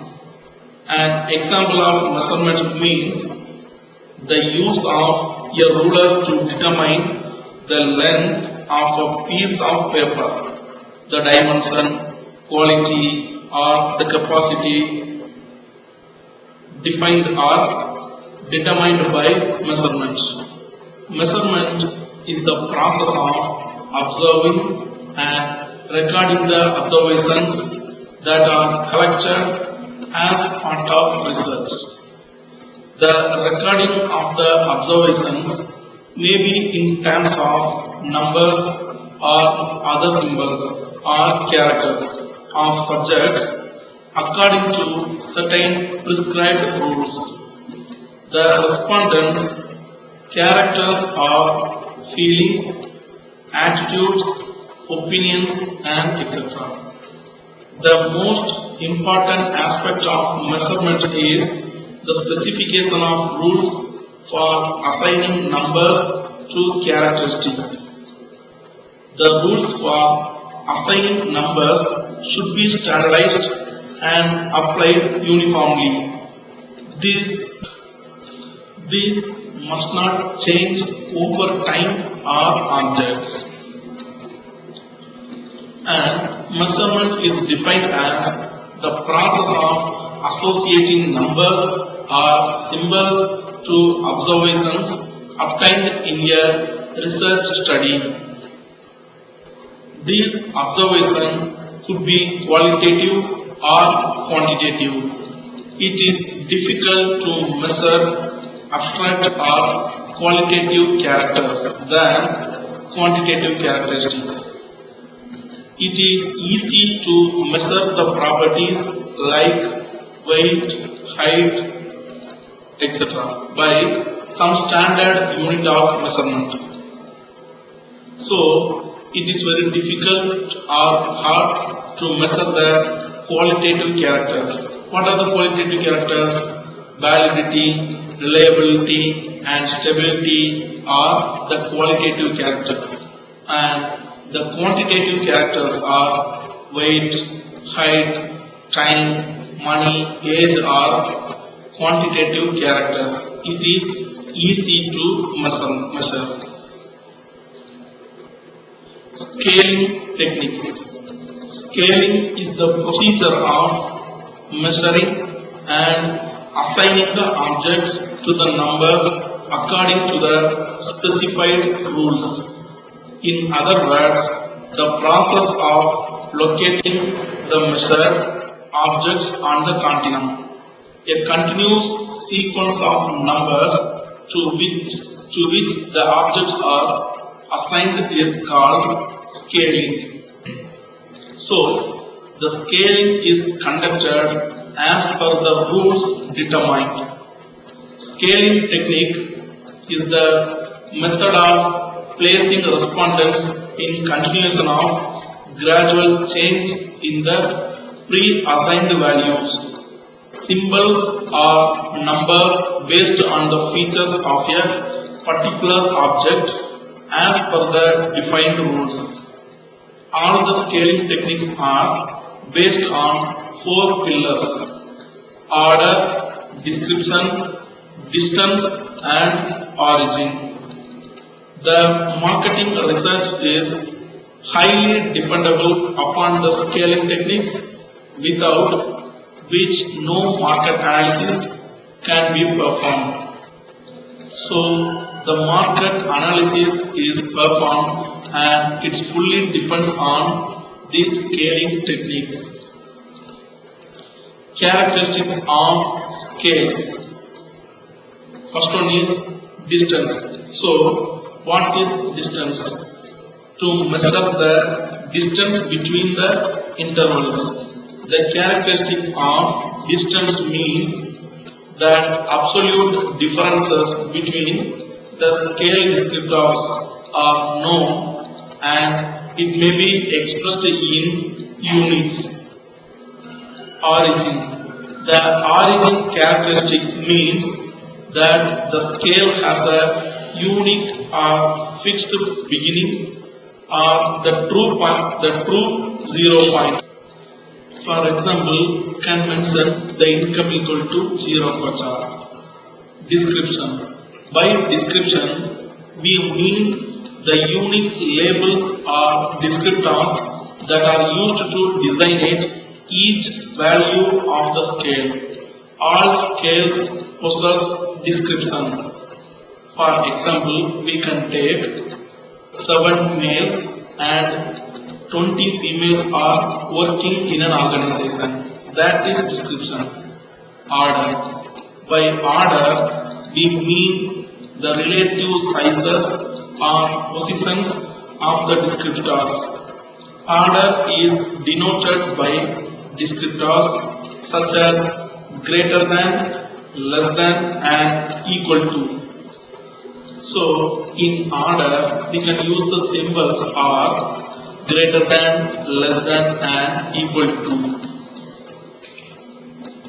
Levels of measurement scales.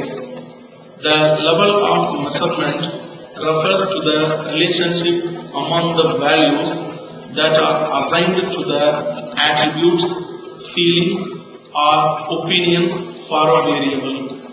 Typically, there are 4 levels of measurement. Measurement scales are methods of assigning numbers. Primary scaling techniques. Nominal or categorical scale, ordinal scale, interval scale, and ratio scale. First one is nominal or categorical scale. So, a nominal scale is a scale of measurement that is used to assign events or objects into discrete categories.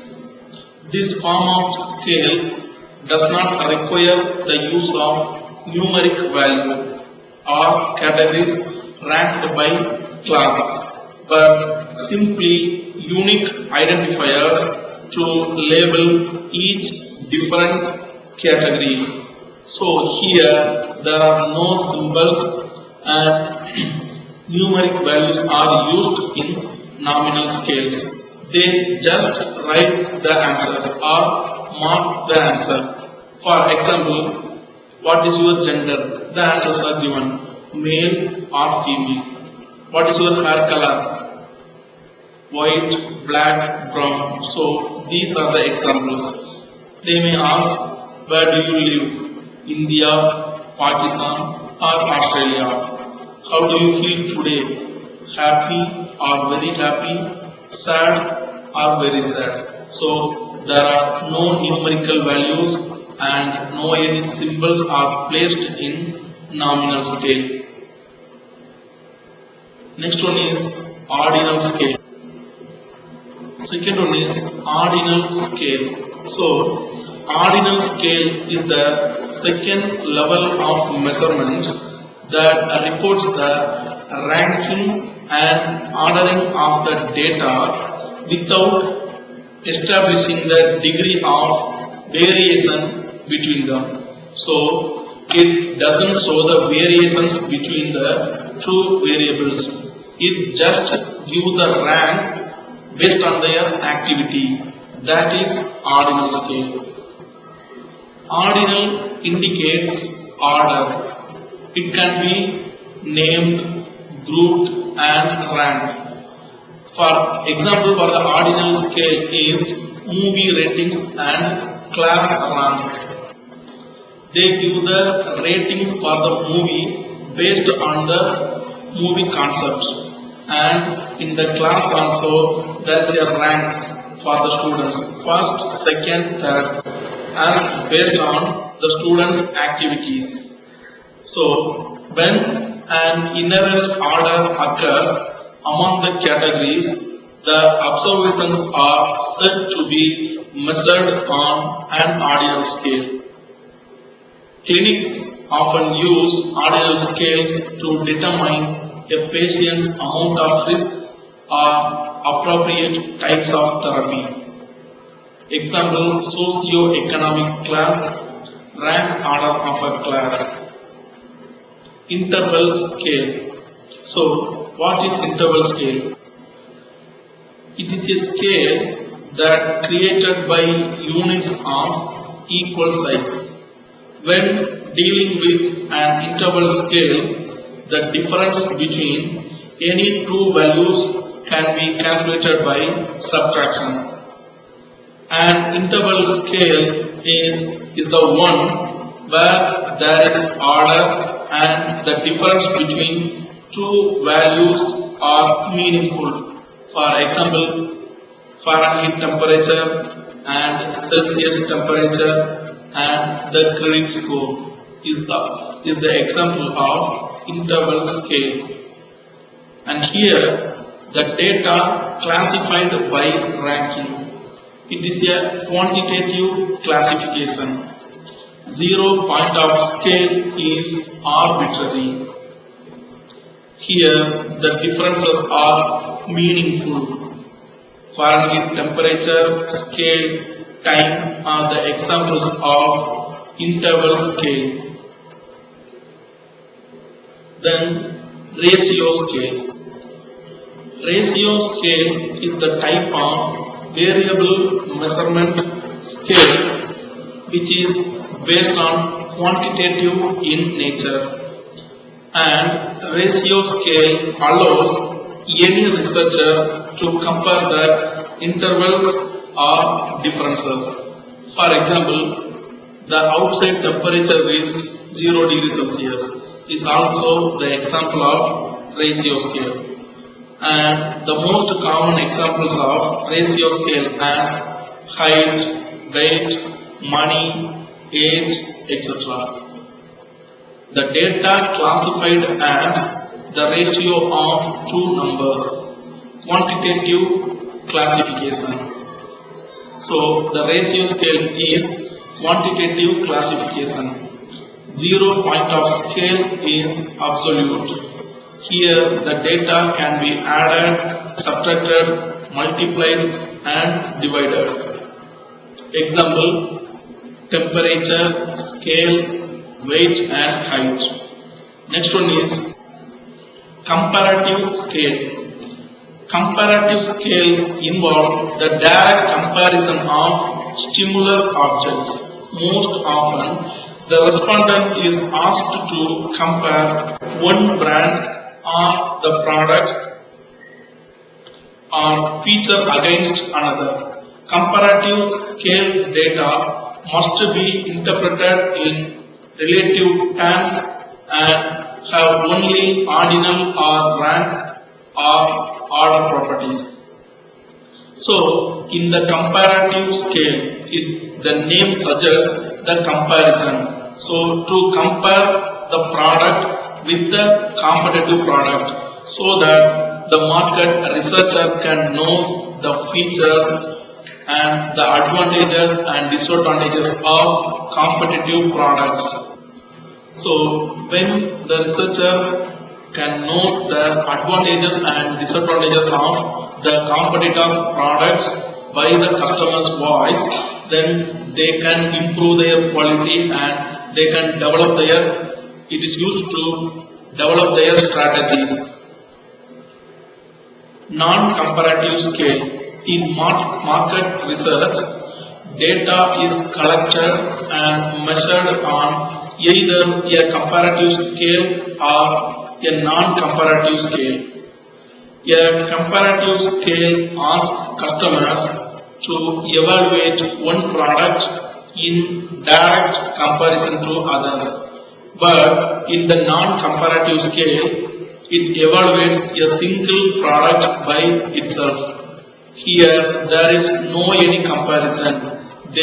In non-comparative scale, they just evaluate the product by single itself. So here, only one single product is used for evaluation in non-comparative scale. Types of scaling techniques. So the scaling techniques classified mainly into two: comparative scales and non-comparative scales. And there are four classifications in comparative scales: parity comparison, constant sum, rank order, and Q sort and other procedure. And non-comparative scales classified into continuous rating scales and itemized rating scales. The itemized rating scales classified into Likert scale, semantic differential scale, and staple scale. So the first one is comparative scales. In comparative scaling, the respondent is asked to compare one object with another. So mostly the object is comparing with the competitive objects, the against objects, the product with comparing with the competitive products. The comparative scales can further be divided into the following four types of scaling techniques that we have seen in the classification of scaling techniques.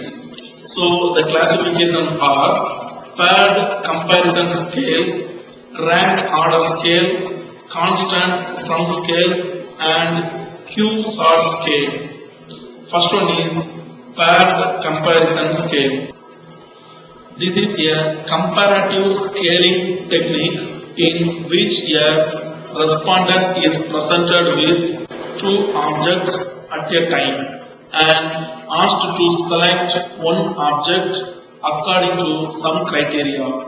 The data obtained are ordinal in nature. So, for the paired comparison scale, the examples are: what do you like the most, Pepsi or Coca-Cola?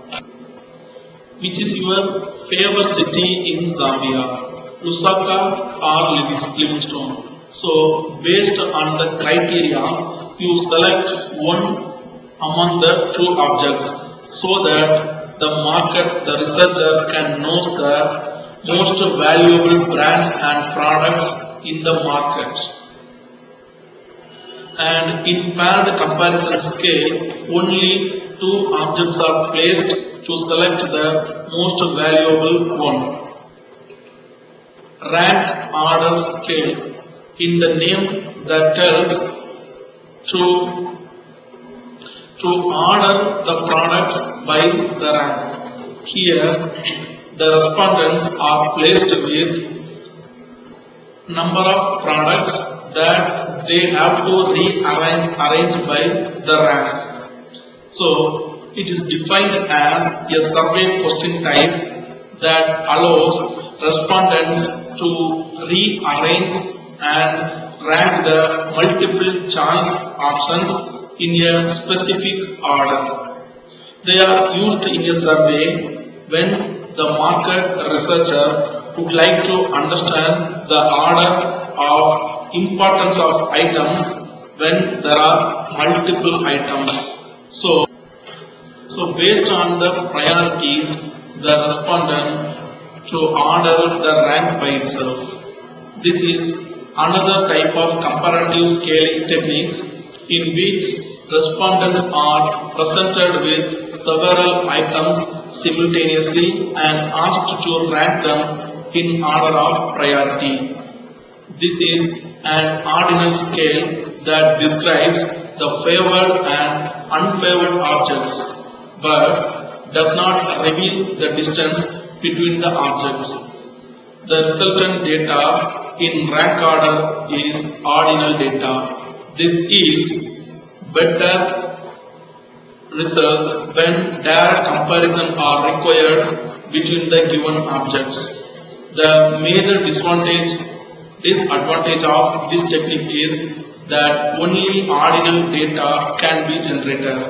And for example of rank order scale, you can take how do you choose the mobile, and there are many options given based on camera facility and based on display size and the speed of RAM of the mobile and other specifications. So you select and rank the options by order so that the researcher can know the importance of customers, for which facility the customer given the importance to select. That is rank order scale. Constant sum scale. In this scale, the respondents are asked to allocate a constant sum of units such as points, rupees among a set of stimulus objects with respect to some criteria. For example, you may wish to determine how important the attributes of price, fragrance, packaging, cleaning power and leather of a detergent are to consumers. Respondents might be asked to divide a constant sum to indicate the relative importance of the attributes. And for example, they may tell they can spend 40 kwacha on groceries and 20 kwacha for entertainment and 30 kwacha for other expenses.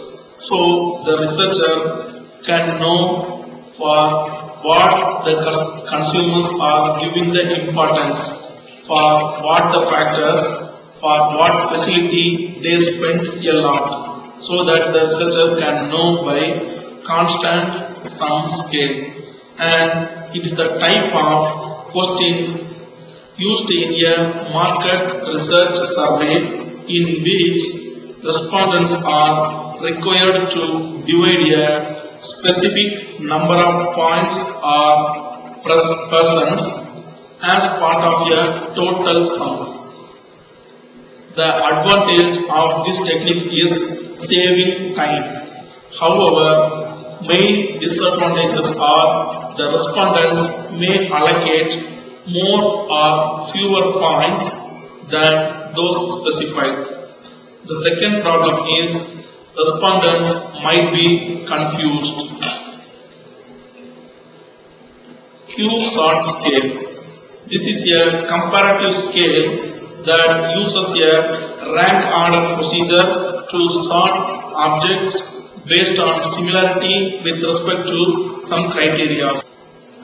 And Q-sort scale is a useful technique that is nothing but sorting relatively the large objects quickly. So sorting the large objects at a particular the given period of time is called Q-sort scale. For example, there are more than 100 motivational statements are given separate with a particular topics. So the motivational statements are divided by most agreed with and least agreed with. Normally, the most agreed with option is placed in top and least agreed with option is placed in bottom. The important characteristic of this methodology is that it is more important to make comparisons among different responses of a respondent than the responses between different respondents.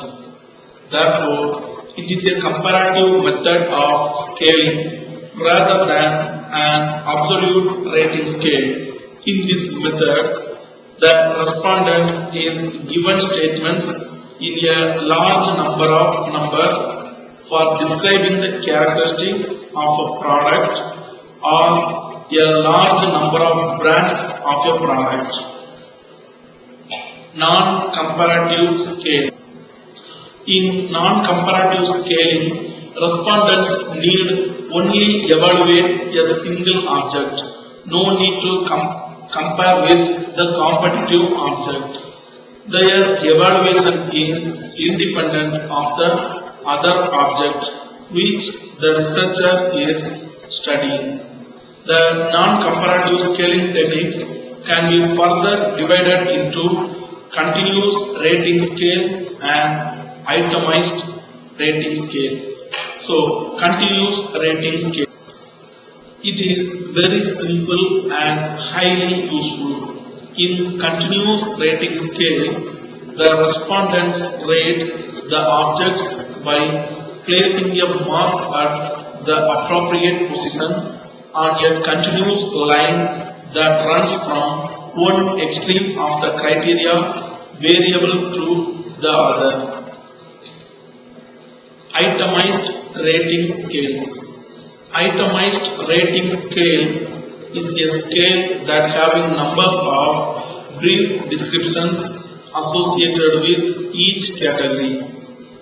The categories are ordered in terms of scale position and the respondents are required to select one of the limited number of categories that best describes the product, brand, company or product attribute being rated.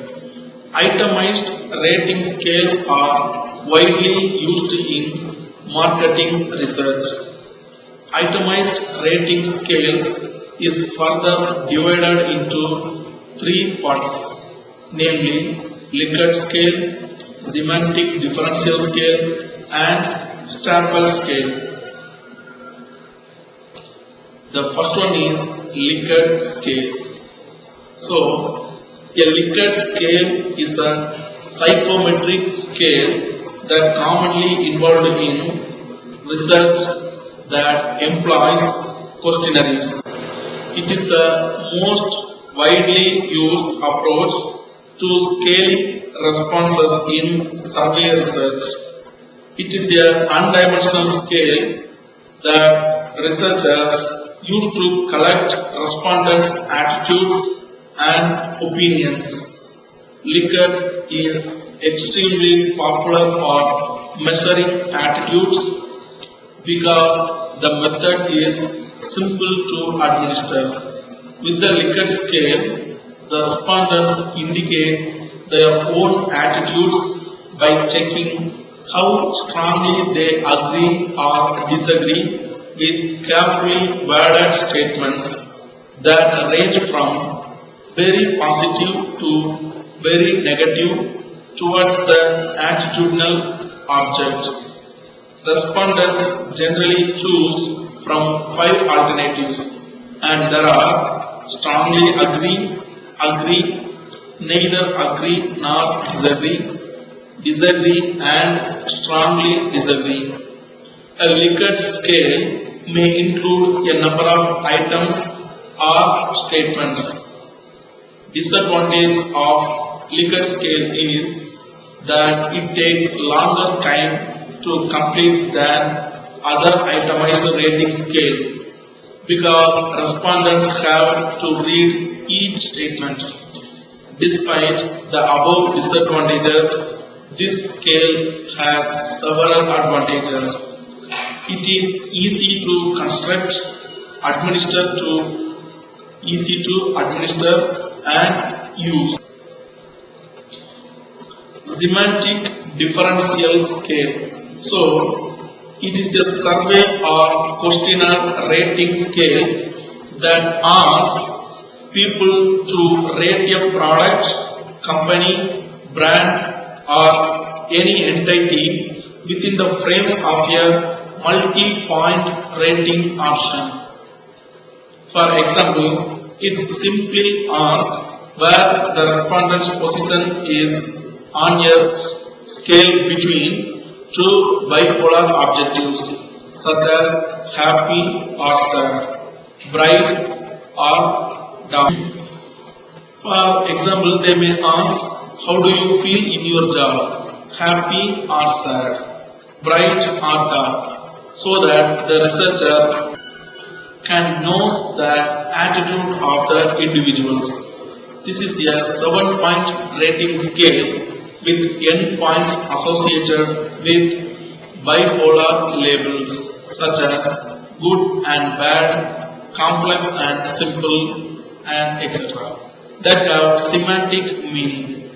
It can be used to find whether a respondent has a positive or negative attitude towards an object. It has been widely used in comparing brands, products and company images. It has also been used to develop advertising and promotion strategies and in a new product development study. And the next one is Staple scale. It is a rating scale that is close-ended with a single adjective, developed to gather respondent insights about a particular subject. And the survey question is comprised of an even number of response options without a neutral point. The Staple scale was originally developed to measure the direction and intensity of an attitude simultaneously. Modern versions of the Staple scale place a single adjective as a substitute for the semantic differential when it is difficult to create pairs of bipolar adjectives. The modified Staple scale places a single adjective in the center of an even number of numerical values. Criteria for good measurements. Good measurements make sure the accuracy of the instruments and it ensures not missing any dimensions, elements and questions. It assesses the goodness of measuring the instruments. The use of better instruments will ensure more accuracy in results, which in turn will enhance the scientific quality of the research. There are 3 measurements of the characters for evaluating a measurement tool: validity, reliability and sensitivity. First one is validity. Validity indicates whether it's a true measure or not, and validity ensures the ability of the instrument to measure the intended concepts. It's the ability of an instrument to measure what it is supposed to measure. That is, when we ask questions with the hope that we are tapping the concepts, how can we be reasonably certain that we are indeed measuring the concepts we said to do and not something else? Reliability. The reliability of a measure indicates the extent to which it is without bias and hence ensures consistent measurements across time and across the various items in the instrument. In other words, the reliability of a measure is an indication of the stability and consistency with which the instrument measures the concept and helps to assess the goodness of measure.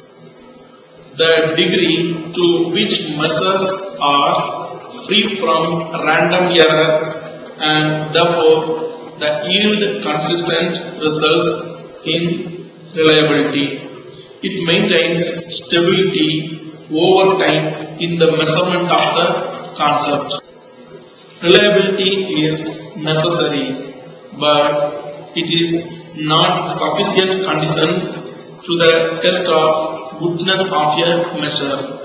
Stability, the ability of the measure to remain the same over time despite uncontrollable testing conditions or the state of the respondents themselves is indicative of its stability and low vulnerability to changes in the situation. This attests to its goodness because the concept is stably measured no matter when it is done. Two tests of stability are interest reliability and parallel from form reliability. Attitude measurement. Attitude is defined as a way of thinking about something that is expressed through a person's behavior. Attitudes about certain events, experiences, or other people are also made up of our perspective, stance, and opinions.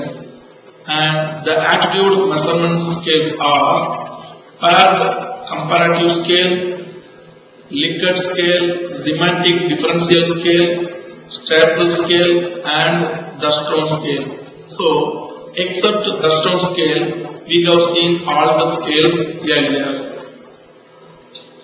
Now, the Stone scale is the formal method of measuring attitude both in psychology and sociology, where psychologists measuring religious attitudes by asking respondents to agree or disagree with a series of related statements so that the researcher can know the respondent's attitude in the religious ways. It is the method of equal appearing intervals. It is made up of statements about a particular issue and each statement has a numerical value that indicating how favorable or unfavorable it is judged to be. So people check each of the statements to which they agree and a mean score is computed indicating their attitude. Multi-dimensional scaling. So what is multi-dimensional scaling? It is the statistical technique that allows researchers to find and explore underlying themes or dimensions in order to explain similarities or dissimilarities between the investigated data sets. In earlier scales, researchers knew in advance what attitude dimensions are relevant. In multi-dimensional scaling, it is computer-based techniques are used to present an object in multi-dimensional space based on one or more respondents' perceptions towards the object. Here, neither the respondent nor researcher can accurately identify the number or nature of dimensions a respondent utilizes in the evaluation. Multi-dimensional scaling uses simple data. Similarly, our preference for brands, companies, and these attempts to disclose dimensions that underlie these judgments. Multi-dimensional scaling helps to answer the following questions. What are major attributes of a product class? For example, soft drinks, which consumers perceive viewing the product and by which they compare different brands. Which brands compete most or least with each other? Would consumers accept a new brand with a combination of characteristics not found in the market? What is consumers' ideal point combination of attributes? What sales or advertising messages are compatible with brand perceptions, so that the researcher or the survey is conducted to know the consumers' ideal strategies and how they are choosing the brands and how they are differentiate the brands with other brands. This survey is used to an organization to improve their sales and increase the strategy's power. Other uses of multi-dimensional scaling: market segmentation, perception at different stages of product life cycle, advertisement media selection, because they know at what type of advertisement and what type of marketing is reached the customers, so that this is used in advertisement media selection. Supplier evaluation of purchase managers. Limitations of multi-dimensional scaling. Definition of similarity and preference, imperfect conceptual problems. Empirical problems in subjective identification of relevant dimensions or bias in data collection. Computational problems. Most computational programs assume linear distance because what is the best distance function is not known. These are the limitations of multi-dimensional scaling.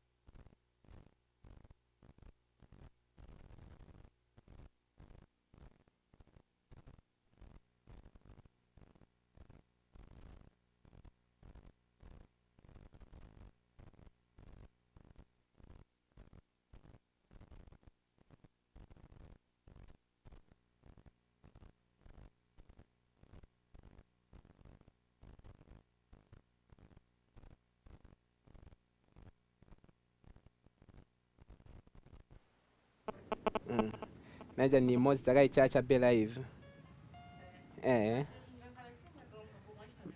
Okay, I'll come through.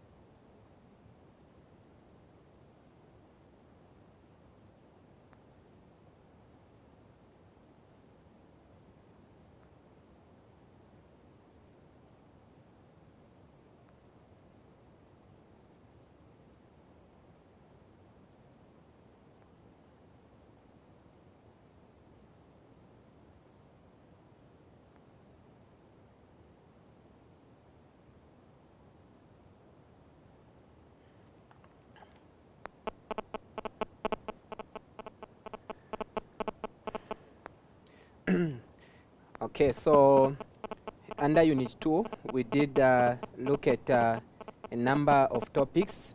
So we'll be able to proceed by looking at the remaining topics. So under Unit 2, mostly we'll base much of our discussions on issues to do with forms of project organizations. So since I told you to say under this course, we'll take much of our time understanding issues to do with organizations that will be in charge or maybe given the responsibility of overseeing a number of key projects.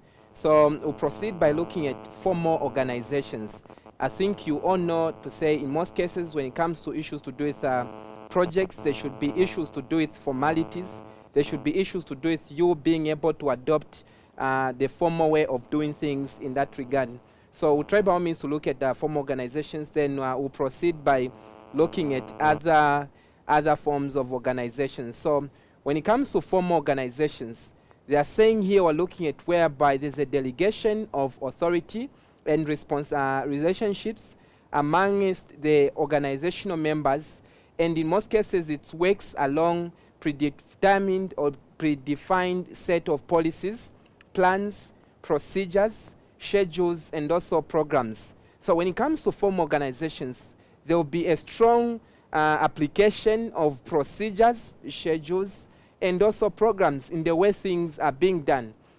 I think even in most cases when it comes to issues to do with projects can only be executed effectively once there's that formal touch, once there's that aspect of you being able to adopt the formal, or let's say the procedures and also programs that will lead to that formal adoption in the way you're doing your management. Then most of the decisions in most formal organizations are based on predetermined policies. So that's why in most cases when it comes to policies, it doesn't matter so long you've got maybe like let's say vast experience, you are so competent, maybe sometimes you may think you are so powerful in that organization, but you need to make sure this each and every decision that you make, is not personal, or maybe then just like look at personal interests. But in most cases, you need to make sure at least you're able to do what? To consider the aspect of making decisions that are based on policies, because policies, mostly these will guide and govern different companies and different decision-making sectors, or let's say areas in an organization. So when it comes to a formal organization, they are saying this is a system of well-defined jobs, each bearing a definite measure of authority, responsibility, and accountability. So they're all consciously designed to enable the people of the enterprise to work mostly effectively together in accomplishing their objectives. So most when it comes to formal organization, they're saying this is a well-framed system whereby defined jobs, each bearing a definite measure of authority, responsibility, and also accountability. So in most cases, when you look at how these organizations are framed, it will be easier now for an organization, or maybe for a team of individuals working for that company, to be able to accomplish or achieve, let's say, goals for that organization. So in most cases, that's why it's important for them to look at areas in which they're able to do to consider all these issues surrounding organizations, or let's say surrounding objectives. Okay, then the next thing you find that we'll look at now, key features of formal organizations. What are some of the key features that you'll be able to find in terms of organizations? So the first one, we're trying to look at deliberate created structure. Then in most cases, when you look at a number of structures, that defines official relationships among people working at different job positions. So in most cases, in fact, this is a deliberate created structure. So in most cases, what happens, in fact, it will be easier for them to be able to look at how best they can be able to define these official relationships amongst people working at different job positions. Okay, then the next one, you find that there's job-oriented, or it's job-oriented.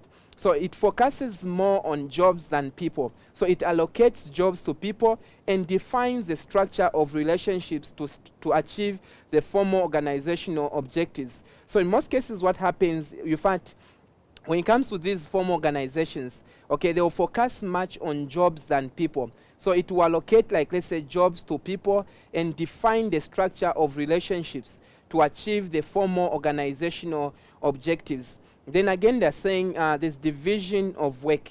So in most cases, when it comes to formal organization, the work is divided into smaller units and assigned to individuals on the basis of their skills and abilities. So this division of work results in specialization and also increases organizational output. So that's what happens. Mostly when it comes to formal organization, there's that aspect of making sure at least each and every individual will do their work according to their area of specialization, according to the skills that they possess, according to also the competence or maybe the skill set. So by doing that, automatically it becomes easier now for an organization to be able to work effectively, for an organization to be able to achieve its goals in that regard. So in most cases, since when you look at how organizations are framed, it's not about achieving personal goals or individual goals. In most cases, even if you are hardworking, at the end of the day, there's more importance that is put in terms of acknowledging now organizational effort in terms of achieving organizational goals. So in as much as you're a hard worker, your contribution is so tangible in that organization, there's also need in the aspect of you making sure at least you can be able to do what? To consider these issues to do with division of work. So in most cases, we need also to look at departmentation. So in a formal organization, there's that aspect of departmentation, because this allows now an organization to be able to cluster much of its attention in areas of how they can be able to do what? To look at key units in an organization. We can look at maybe, let's say, there's the accounts unit, there's the marketing unit, there's the production unit. So by doing that automatically, it becomes easier now for an organization to be able to thrive, for an organization to be able to achieve a number of goals in that regard. Okay. Then let's look at the merits of formal organizations. Why are we talking about formal organizations? Why are we not talking about other forms of organization? So the first one, you find that it clearly defines objectives of the organization and also authority. So in most cases, when it comes to form organization, there's that responsibility, relationships amongst people to attain those objectives. Then there's also another one where it results in optimum utilization of scarce organizational resources. Then there's also division of work and relationships amongst people, develops also effective system of communication in the organization. Then there's also the organizational hierarchy that avoids overlapping of activities between two individuals or departments. Okay. Then we can also look at some of the limitations of formal organizations. So why do you think sometimes you've had, in a number of cases, individuals won't consider formal organizations? So the first one, there's loss of initiative.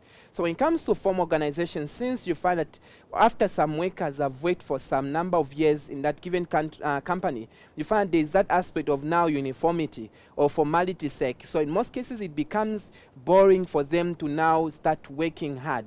I think you've seen it, even, especially when it comes to the public sector. In a number of cases, you've had organizations such as like maybe those who fall under or those that fall under the formal sector. What they will do, there will be that loss of initiative because people now start doing things in the normal way.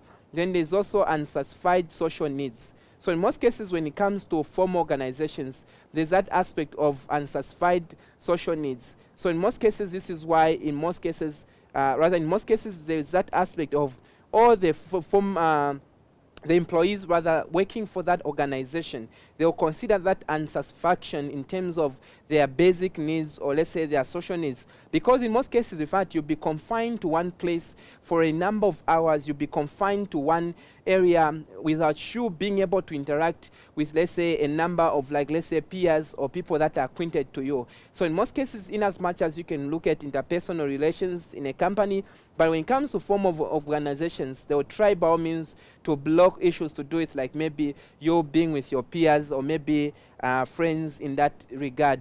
Okay, then there's the next one, which is conflict management. I think you all know to say, when it comes to project management, since you are dealing with individuals who are working hand in hand in the aspect of trying to achieve goals of an organization. So what happens in terms of conflict management, you find that now you're trying to look at those conflicts that may arise because of a number of people interacting, a number of people working together, a number of people possessing different skills and also knowledge. So now how do you deal with the aspect of to do with, like, let's say, conflicts or disputes that may arise? Okay, so now we'll proceed. Let's try to look at conflict management. So before we proceed by looking at conflict management, there is need now for us to look at what a conflict is. So in projects, in most cases, conflicts, they do arise, and this is what affects most of the projects.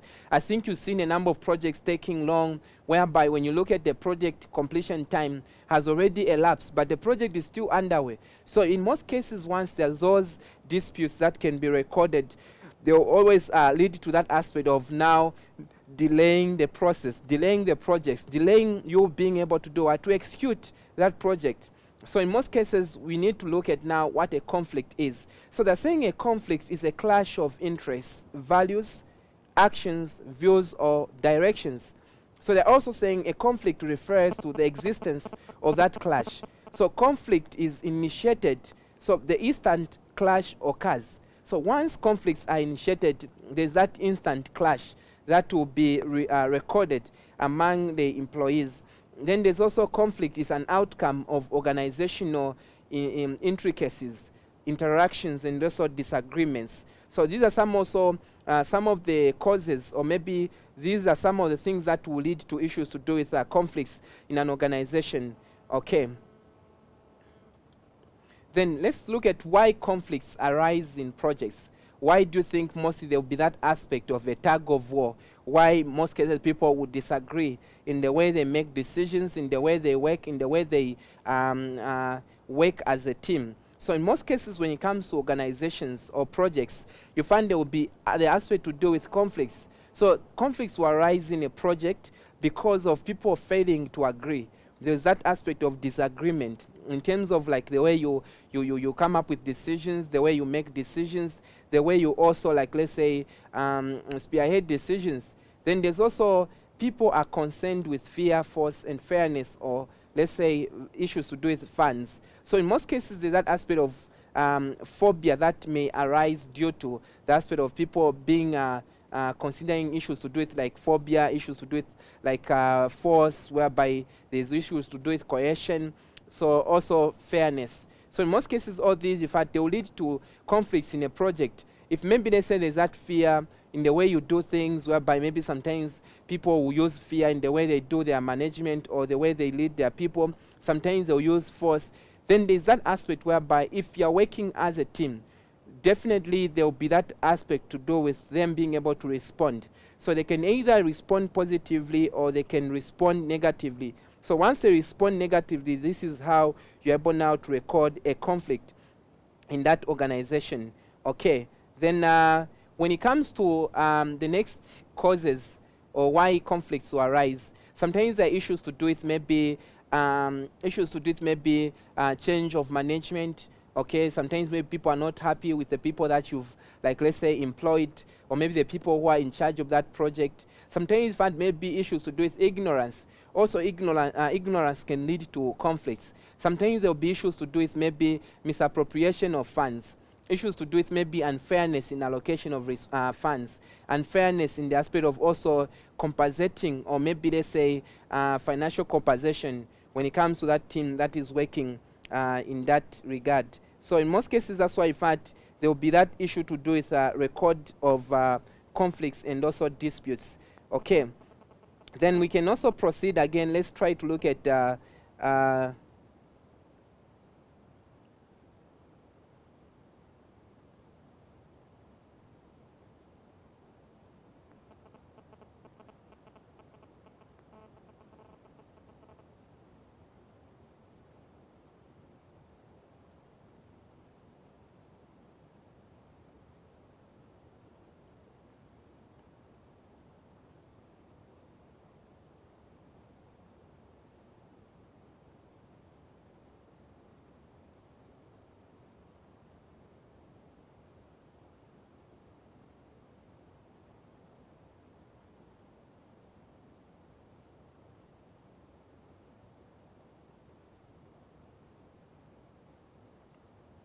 okay, so now let's try to look at the process in terms of like conflicts. So when it comes to conflicts, there's the conflict situation, then there's awareness of the situation, then realization, then manifestation of conflict, then resolution of suppression or suppression of conflict, then after effects of a conflict situation. So in most cases, when you look at what a conflict is, there are issues to do with you being able to record a situation whereby two maybe parties or factions will consider that aspect of them having a dispute.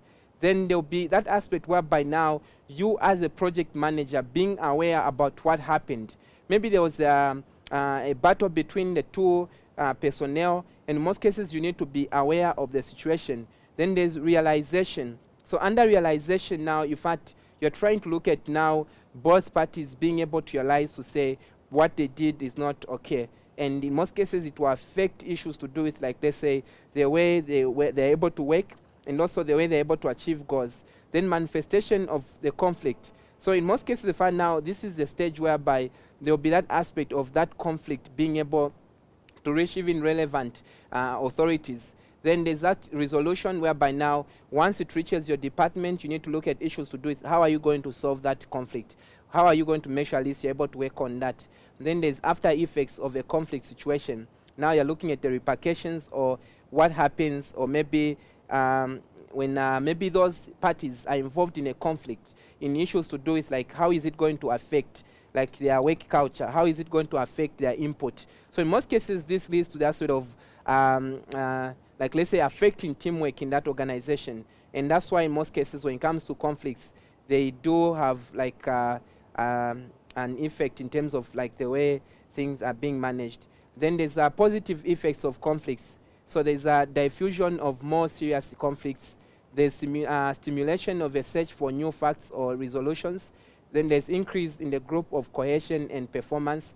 Then there's assessment of power or ability.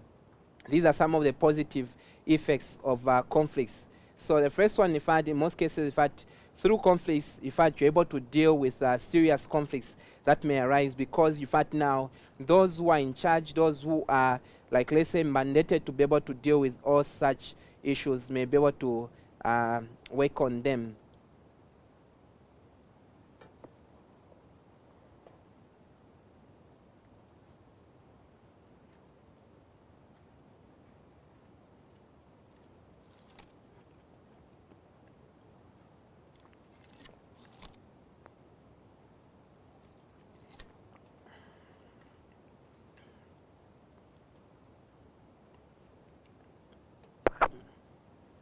Okay, then the stimulation of a search for new facts or resolutions.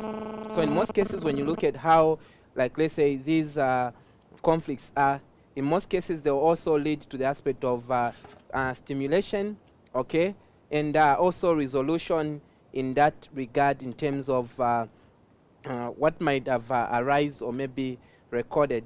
Then the other one is increase in group cohesion and also performance.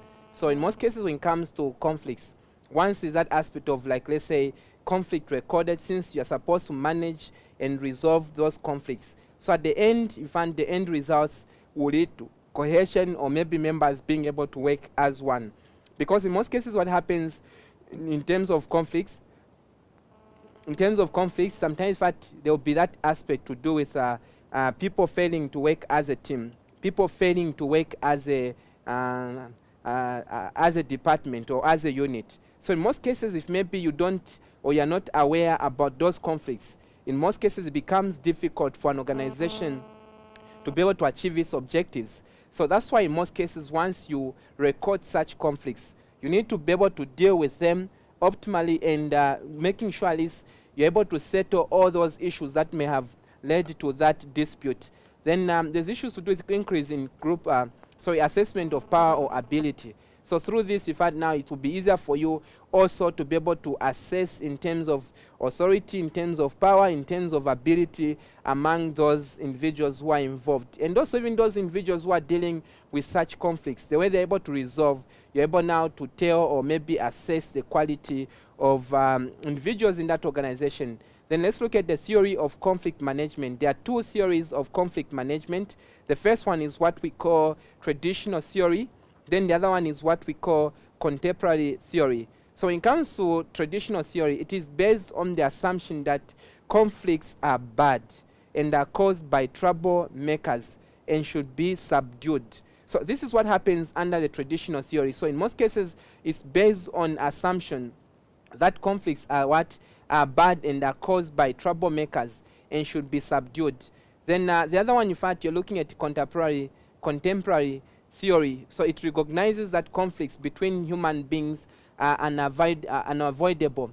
So they emerge as a natural result of change and can be beneficial to the organization, so if managed efficiently. So when it comes to contemporary, they're saying mostly these conflicts that are between human beings and are unavoidable. So they emerge as a natural result, whereby sometimes you find, especially due to culture, due to different beliefs and values, social social beliefs, in most cases, in fact, these will lead to the aspect of you being able to record conflicts naturally, issues to do with caste. Okay, so I think when you look at the two theories, in most cases, the first one, that's why sometimes organizations will spend much of their time trying to look at the root cause of those disputes that may arise or those conflicts that may arise in that organization.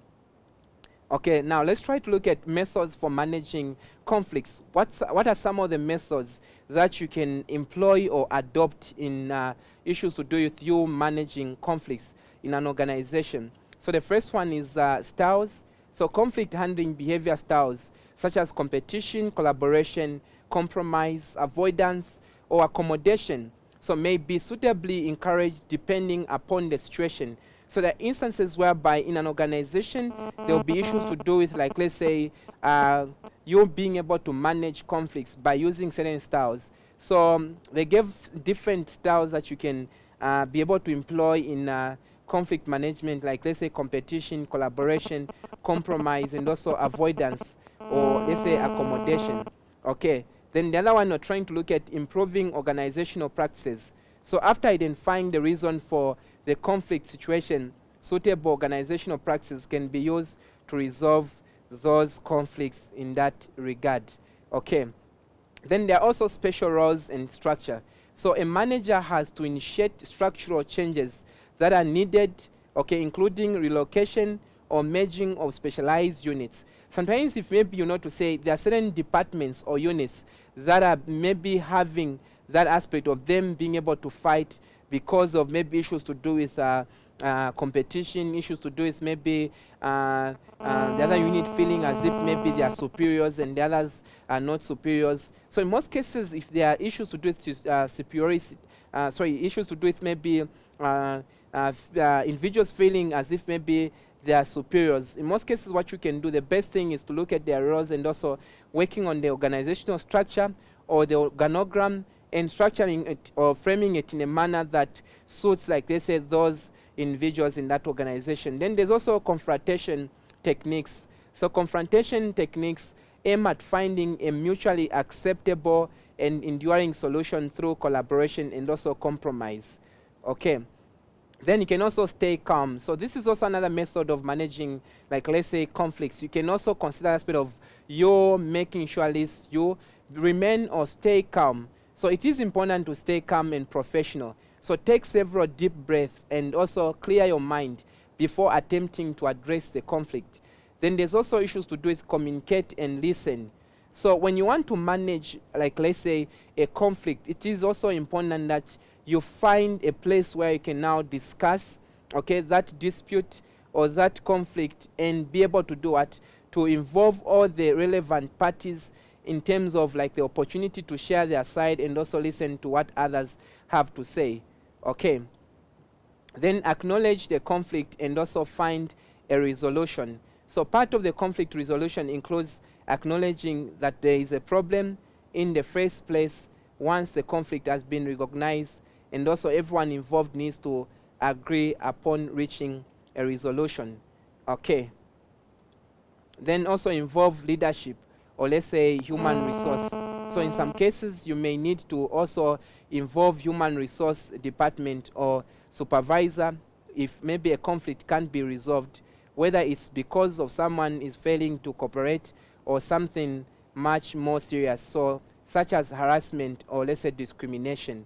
So in most cases, when it comes to the human resource department, we find this is a department that is given that mandate to be able to deal with all those arising, like let's say, situations. So when it comes to conflict management, I think mostly you find that there are different individuals or different managers who will be able to use certain initiatives that will enable them to be able to deal with those conflicts in a good manner and settle them. Because when it comes to settlement of conflicts, you need to do it in a manner that it becomes easier now for you to permanently, okay, work or maybe resolve those issues. Because in certain instances, if maybe you are failing to resolve them or you are failing to settle them, it becomes difficult. Then at the end of the day, it will lead to issues to do with those conflicts resurfacing, or maybe those conflicts again being recorded. So when it comes to conflict management, like the way we put, you need to make sure at least you are a seasoned manager. You are a seasoned person who is able to understand each and every case. So in most cases, I've seen certain organizations whereby you look at issues to do with you being able to favor certain employees, you being able to favor certain, like let's say, individuals in an organization. By taking sides automatically, in fact, you're not resolving those issues, you're not resolving those conflicts. And this may lead to the aspect of you recording other disputes or let's say conflicts in that regard. So that's why in most cases when it comes to managing conflicts, you're supposed to look at all these actual methods. So the first one we're looking at is styles, or let's say conflict handling behavior styles, such as competition, collaboration, compromise, avoidance, and also accommodation. I think you remember earlier on, we didn't take much of our time looking at all these styles. So when it comes to the style of, like, let's say, behavioral styles, or maybe styles in which you're able to manage, like, let's say, all these conflicts. The first one, you look at competition. Sometimes, in fact, due to competition, there will be that aspect to do with you resolving certain conflicts. So sometimes they say maybe if maybe individuals, they feel like maybe someone or maybe a certain individual is better than the other, what you can do sometimes, you can even consider certain organizational competitions that you can like maybe be able to spearhead in that given organization. So in most cases,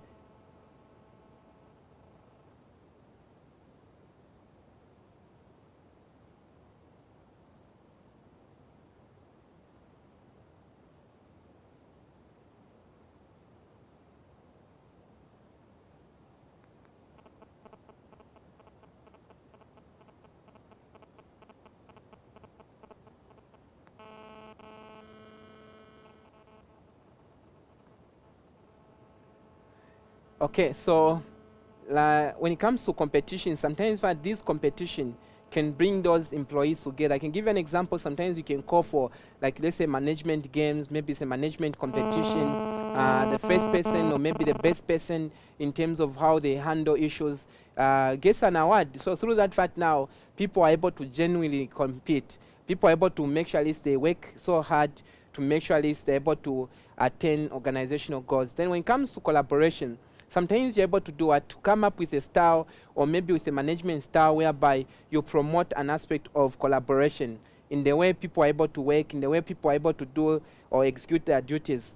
Then there's another one which is compromise. Sometimes you can even like maybe accommodate those individuals whereby you can talk to those individuals where they feel like maybe they can be addressed, or maybe sometimes they can be able to deal with such issues to do with, like, let's say, conflicts management. So when it comes to accommodation, there are instances whereby you can be able to like maybe give room for those individuals who are maybe troublesome or maybe who are in the forefront or maybe causing those disputes and also conflicts in an organization, by being able to, like, let's say, allow like, let's say, competition and also collaboration.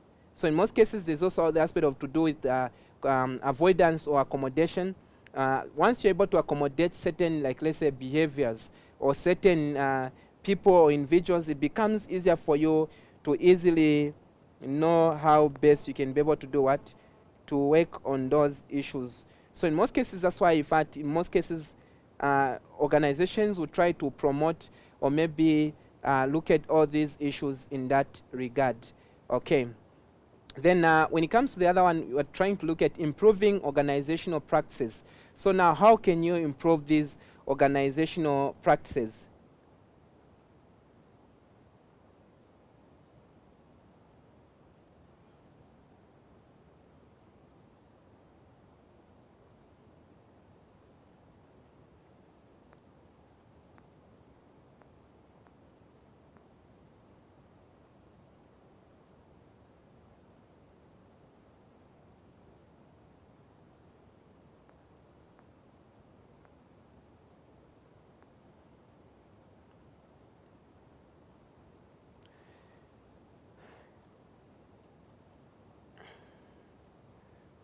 Okay, so the other one, you're trying to look at improving the organizational practices.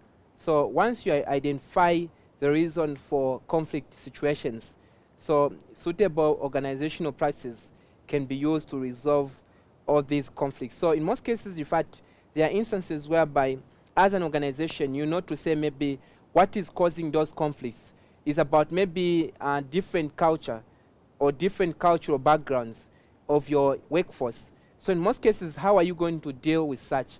How are you going to make sure at least you're able to settle issues or disputes arising from such instances of you having, like, let's say, different cultural, like different cultures?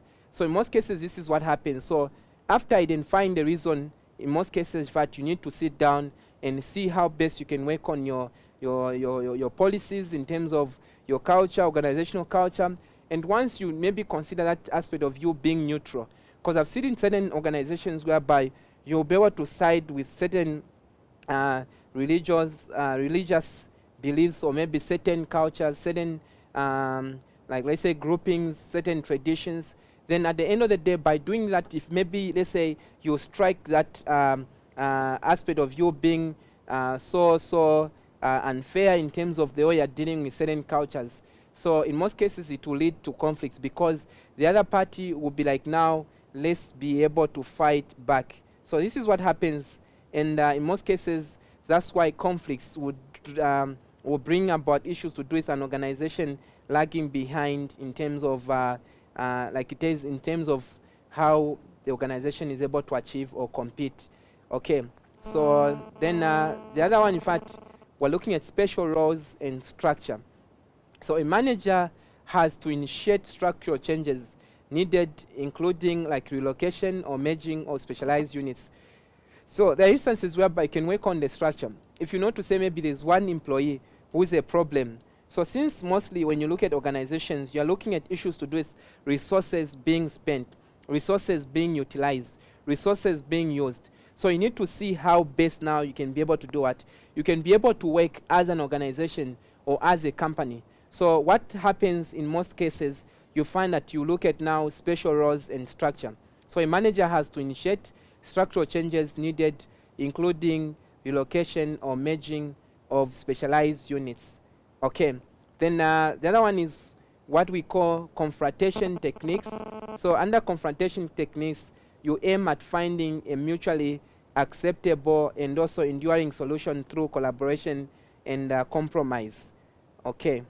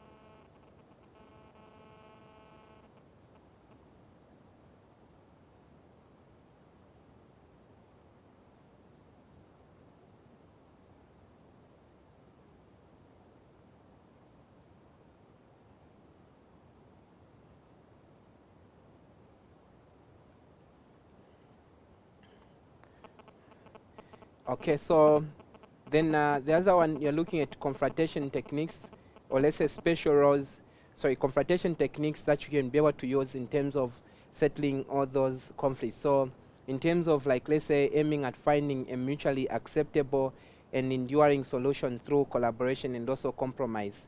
So also this one, in fact, it can be used in terms of seeing how best you can, like, let's say, work on issues to do with managing those disputes. Then you can also stay calm. I think this is also a best way in which you can be able to manage, like, let's say, conflicts.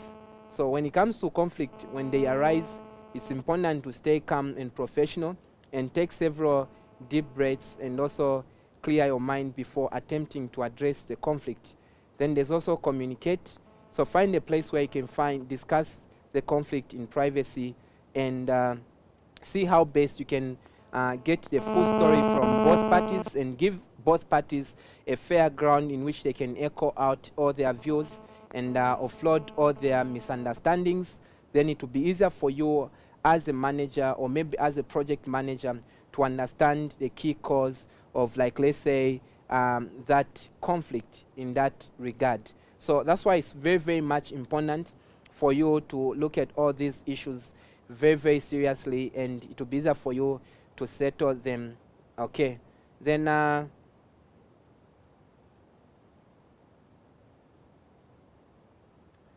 there's another one whereby you're looking at acknowledge the conflict and also find a resolution. I've seen certain organizations whereby you want to ignore like a conflict, you want to ignore like a problem, but by doing that automatically you're not even helping that organization at all. But in most cases, if maybe you see how best you can be able to consider aspect of being able to acknowledge or maybe accept that conflict and at the end of the day, you see how best you can be able to settle that conflict. Okay. Then there's also the part of conflict resolutions, also includes acknowledging that there's a problem in the first place. Then once the conflict has been recognized, everyone involved needs to agree upon reaching a resolution. Okay. Then involve leadership or human resource. So when it comes to the human resource department, this is a department that is specialized in looking at issues to do with the welfare of employees. So it will be easier for them to be able to look at now how they can improve the welfare of employees, how can they improve, like let's say, how employees are working in that regard. So human resource department plays that role, and that's why it's advisable for an organization to be able to look at that issue in that regard. Okay, then the other one we're trying to look at now, issues to do with maybe the human resource can learn to say maybe there was harassment, there was discrimination. Because in most cases, imagine whereby people are trying to discriminate you, people are trying to harass you. At the end of the day, you need also to respond. And this is what leads to now conflicts being recorded. Okay, then this is like all about Unit 2. So when we meet next, like on Friday when we have our session, we'll try by all means to look at Unit 1, 2, and part of 3, so at least you are ready and prepared for the first assessment. Okay, so let me just walk you through what we did today under Unit 2. I told you to say Unit 2 just looks at issues to do with conflicts and also project organization. So it's very, very precise. So under Unit 2 for this course, project management, we looked at project organization and also conflict management. We looked at formal organizational structure. We looked at organizational design, types of project organizations, conflicts origin, and also consequences, then managing conflicts, team methods for resolving conflicts. So this is all about Unit 2, whereby it looks much on organizations and also how you can be able to manage those conflicts in that organization. Okay, so now let's try to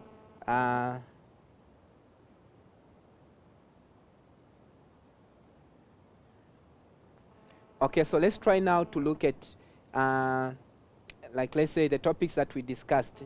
So we looked at project organization, we're able to look at the conflict management, we also looked at the formal organization, we also looked at the organizational design, the conflicts, and also managing conflicts and team methods for resolving conflicts. Then project organization, here we looked at a project organization is like one in which a project structure is created as a separate unit or division within a permanent functional structure. So drawing specialists and also workers from various functional departments who work under the overall leadership. Okay, then we also defined what a project organization. We said mostly a project organization means whenever there's a well-defined project must be dealt with, or the task is bigger than anything. So mostly this is what is involved under project organization. Then the chart normally here, if I had the project organization, since this is a formal setup where you look at a number of units or a number of, like, let's say, sections that will be in charge of that given project, then in most cases, in fact, you need also to look at now the composition of a project organization. So they gave examples like it will have different departments that will be specialized in different areas in terms of how they are working on those issues under that organization. Then we also looked at the other one whereby we're trying to discuss the merits of organization or project organization, why you need to measure this. You should have a systematic way of, like, let's say, organizing or working with people. So the merits, we looked at concentration, or let's say attention on project work, then advantages of team specialization, then ability to cope with environmental influences, then timely completion of the project. Okay, then there's also limitation of a project organization.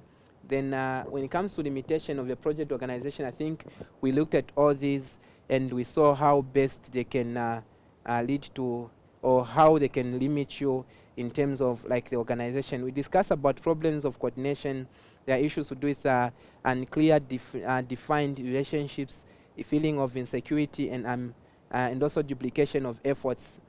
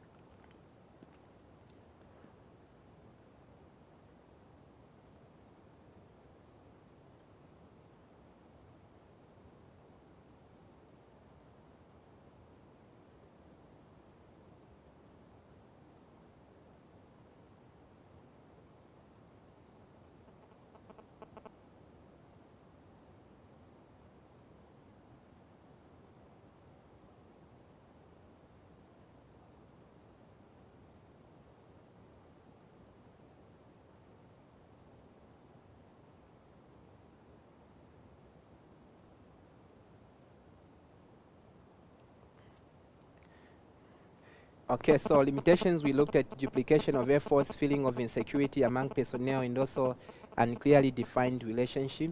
Then accentuated problems of coordination. Then we also looked at types of project organization structure. So there's functional, project-oriented, then or project-oriented, then matrix, composite. So we looked at functional to say it look at the number of units that will be in charge, and it was also interesting for us to learn that in most cases these organizations, they will play a role in terms of supplementing each other or coordinating the efforts. Okay. Then project oriented, so on the other end of the scale is the project oriented organization. So these companies do most of their work on a project basis and are therefore structured around projects. Okay. Then there's also matrix, whereby we said these project oriented and lots of functional structures are at opposite ends of the spectrum. But when it comes to this, in fact, they consider as part of the aspect of them being able to merge or consider others by working as a hybrid. Then we also looked at the composite. We said this one looks at the possible way to utilize both structures at the same time in terms of the matrix and also the functional organization and project oriented. Then we proceeded by looking at form organization. I think this was our last topic under organizations. Then we proceeded by looking at conflict management. So thank you so much. Have a blessed day. Bye-bye. So we'll be able to look at the third unit in our next session. Thank you very much. Research and study for your next assessment. So thank you so much. Bye-bye.